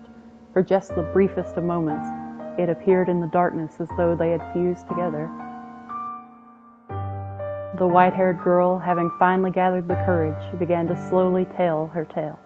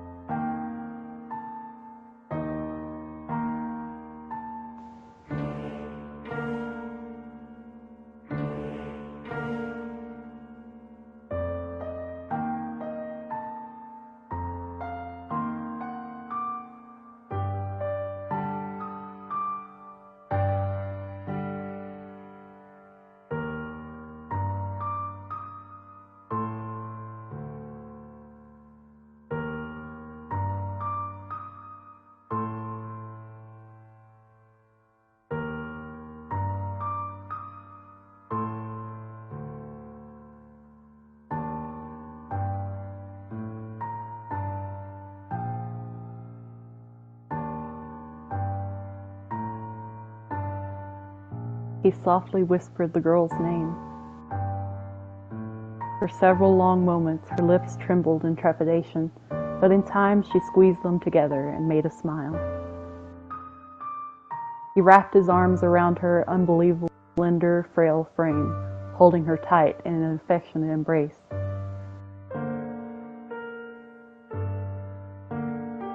Mell approached me the next day.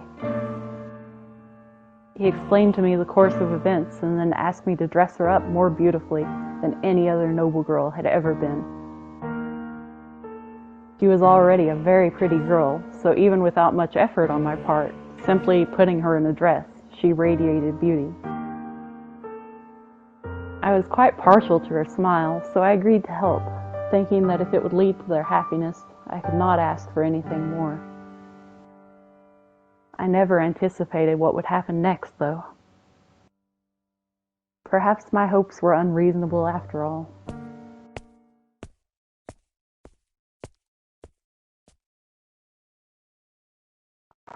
Dude, my body is ready. Oh no! My body is ready.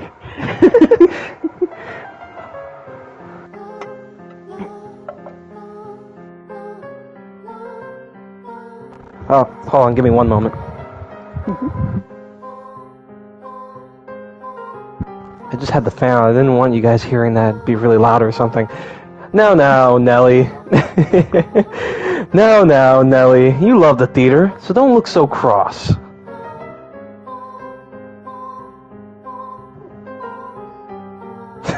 Nellie was out with a man other than her brother that evening, a rare sight indeed. And she was quite clearly in a foul mood.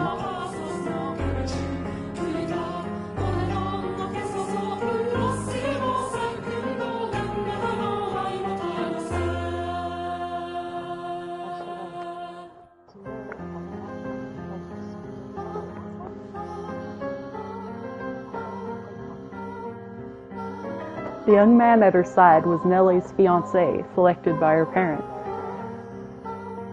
On any other occasion, she would have snubbed an invitation from any man who was not Mell, but she had little say in this matter.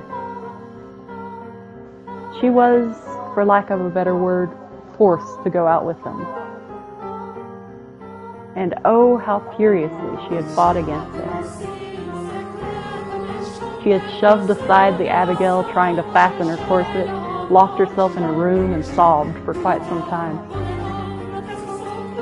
It required the combined efforts of several of us to get her ready and out the door for her date. Come now, you should at least pretend you're enjoying yourself. Or do you want people to think we don't get along?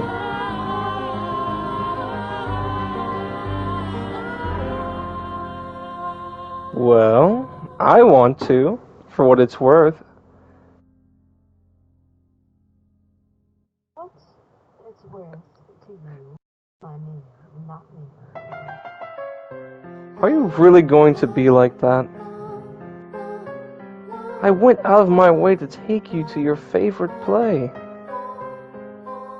The least you could do is be a little kinder to me. What was it called again? Romeo and Juliet? It's been running for 6 or 7 years now. A family like yours or mine could pay to have a brand new script written. So why should we have to see an old play at a theater full of commoners?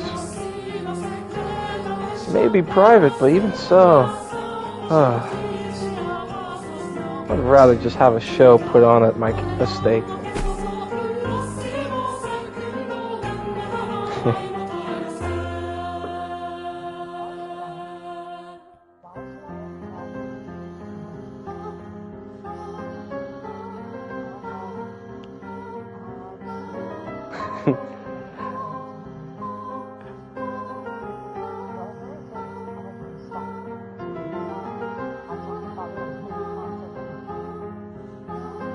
Please, don't make such a scene. It's shameful. There are people around. Remember, you represent your family. Besides, our families are hardly strangers to one another. try as you might, I doubt you can get rid of me.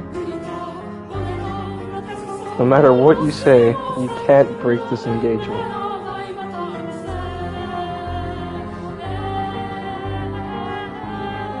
Your parents gave you too much freedom. Look at what a spoiled little girl you became because of it. Goodness, you're gonna be quite the handful.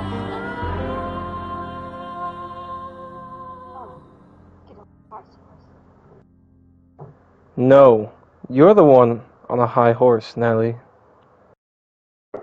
You are going to be my wife. You can at least put some effort into liking me. What happens when I take you to a social engagement and you act like this? It's shameful to the both of us.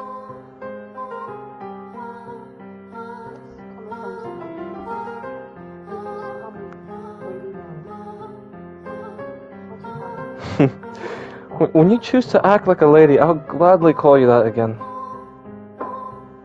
Goodness gracious. Put yourself in my shoes for a second. I have to marry a bratty little girl because it will help my family.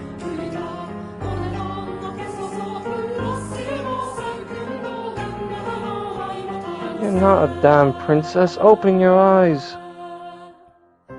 If you think talking to your father will get you out of this marriage, you're welcome to try. I doubt he'll have it, though.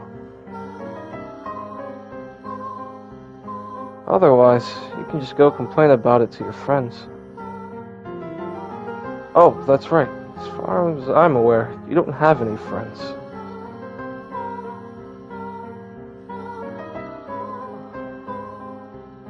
As you wish.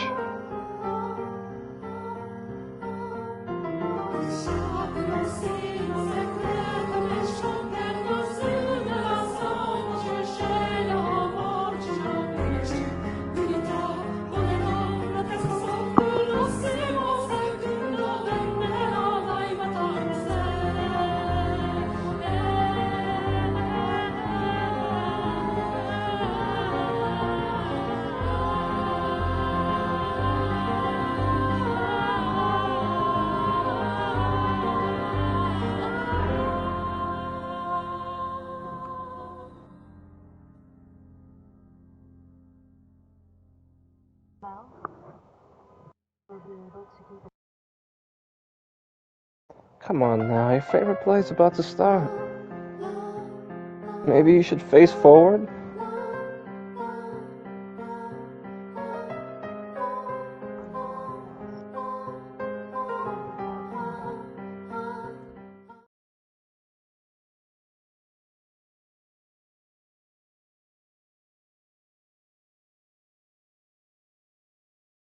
What?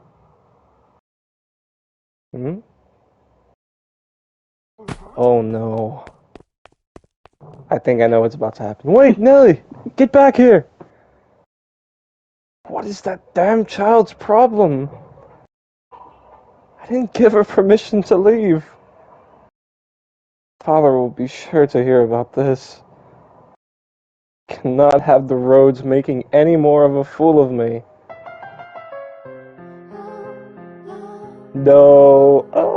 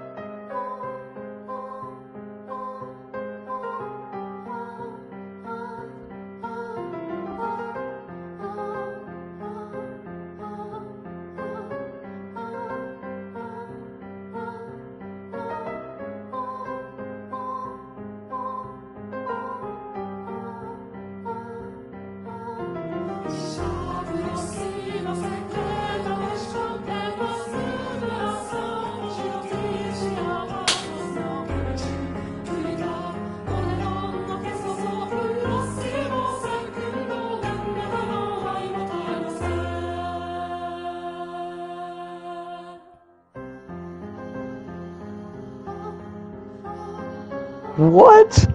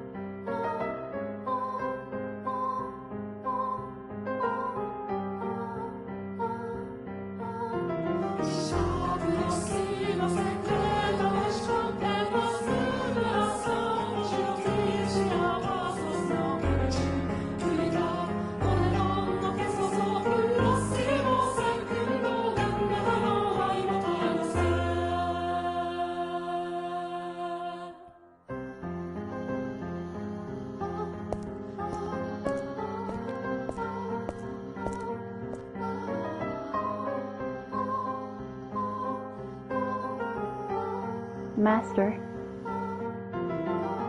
What are your thoughts on the tale so far? Which of the siblings do you think was in the right, Master? The brother or the sister? Before we continue, do you think we should talk about it really quick? Kind of felt like it was talking to us. Oh Side my or god. you? Well,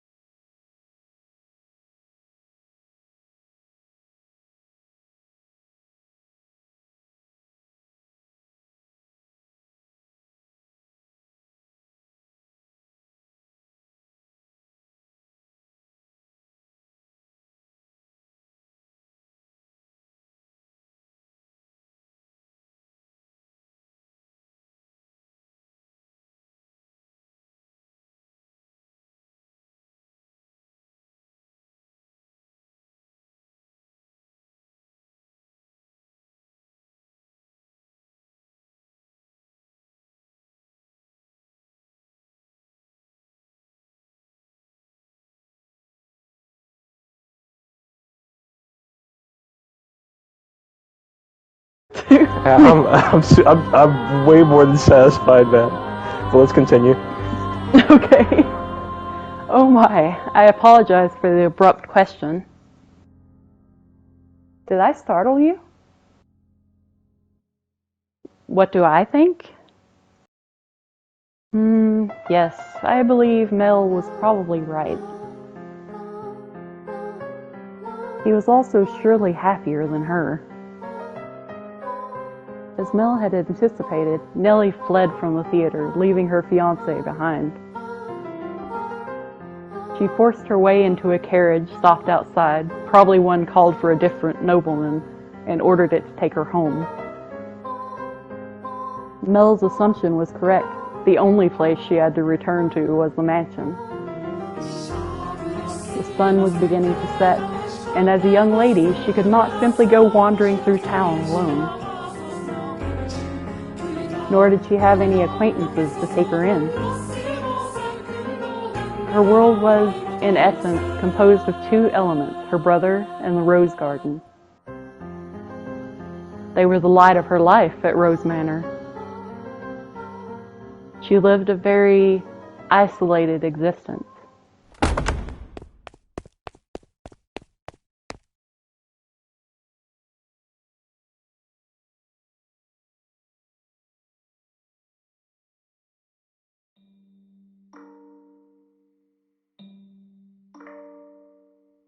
When she escaped back home, Nellie went straight to her room, locked the door, and began sobbing. The waves of her sorrow came crashing effortlessly over the levees. Tears streamed through the cracked walls of the dams, blocking her tear ducts.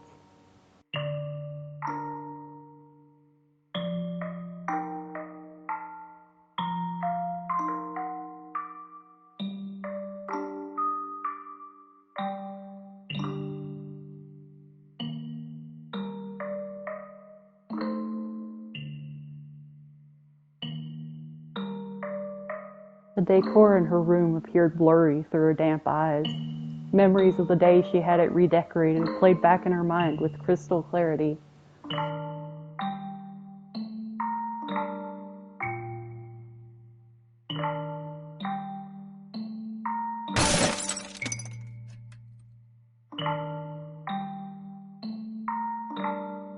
She let her emotions run wild, breaking glass craftwork, silver designed by famous flower vases, all sorts of things. It was as though a beast had been set loose in her bedchamber.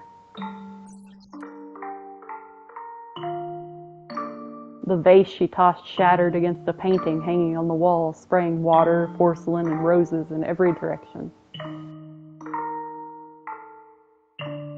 It was the portrait she adored so dearly, of her and her brother. And in what appeared to her like a metaphor for her life, the frame fell off its mounting and came crashing to the floor. Nellie darted over and scooped it up. The frame had broken, but the painting inside was unharmed.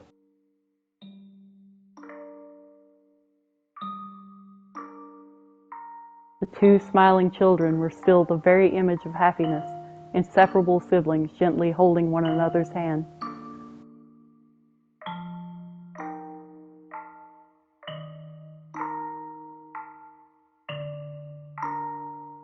Though in her present state of mind, that image of happiness brought her nothing but misery. And the worse she felt, the more frustrated she grew at the smiling girl and kind boy of her past.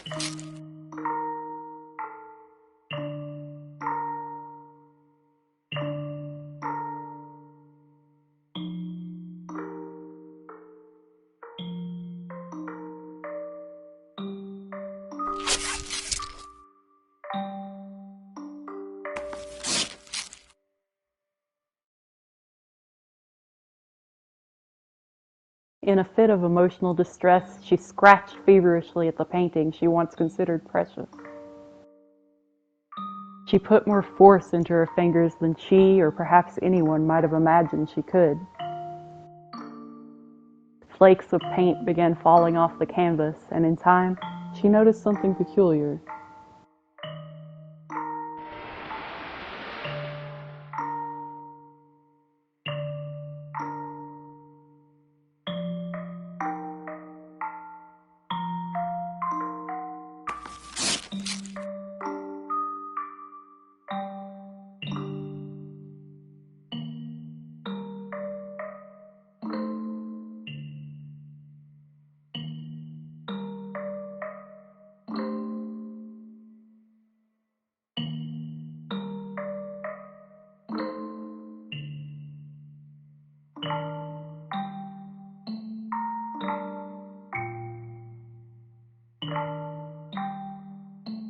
She read aloud the faded, scratched-up handwriting.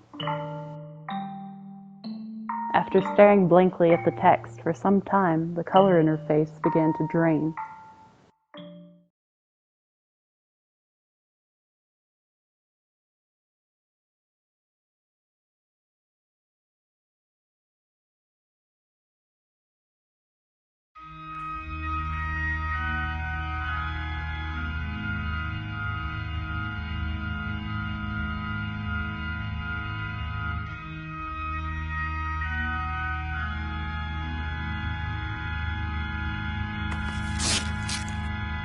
Urged on by a rapidly pounding heart, Nellie furiously scratched away at the painting. Even as her clean, pink fingernails were soiled with fragments of paint and blood, she did not stop. She was so overwhelmed by trepidation that she could not stop. She had a horrible premonition that something was about to happen, something indescribable, incomprehensible.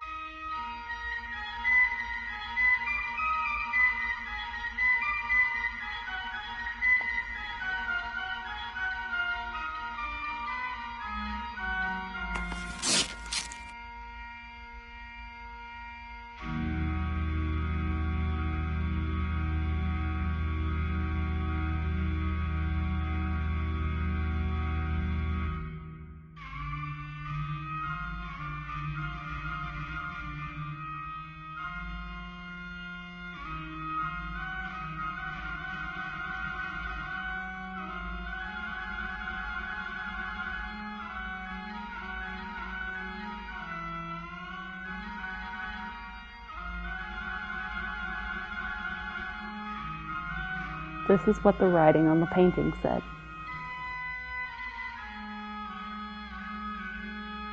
If our unborn child does not have your hair color, then you will probably not be able to take her in as your own. I will be punished and my life made miserable. And so I pray that this child might have flaxen hair.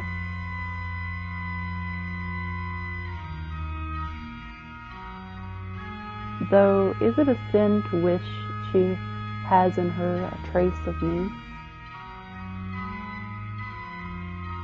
I do hope it is a girl.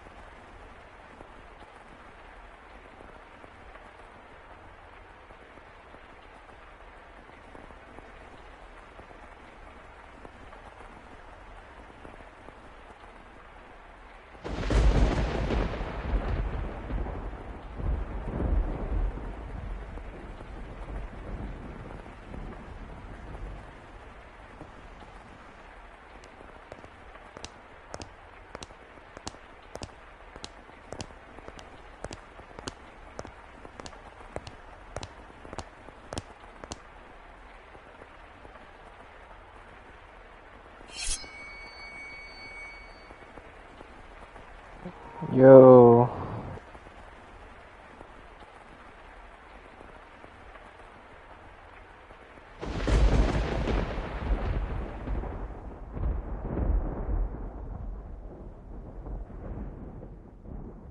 Oh man, that's an excellent place to end it. Yeah. That's a good place to end it. Oh man. Wow. Oh. Oh no. Oh my goodness. Yeah, that was Yeah. really good. Nellie's gone Like, off the deep end. yeah. Oh man.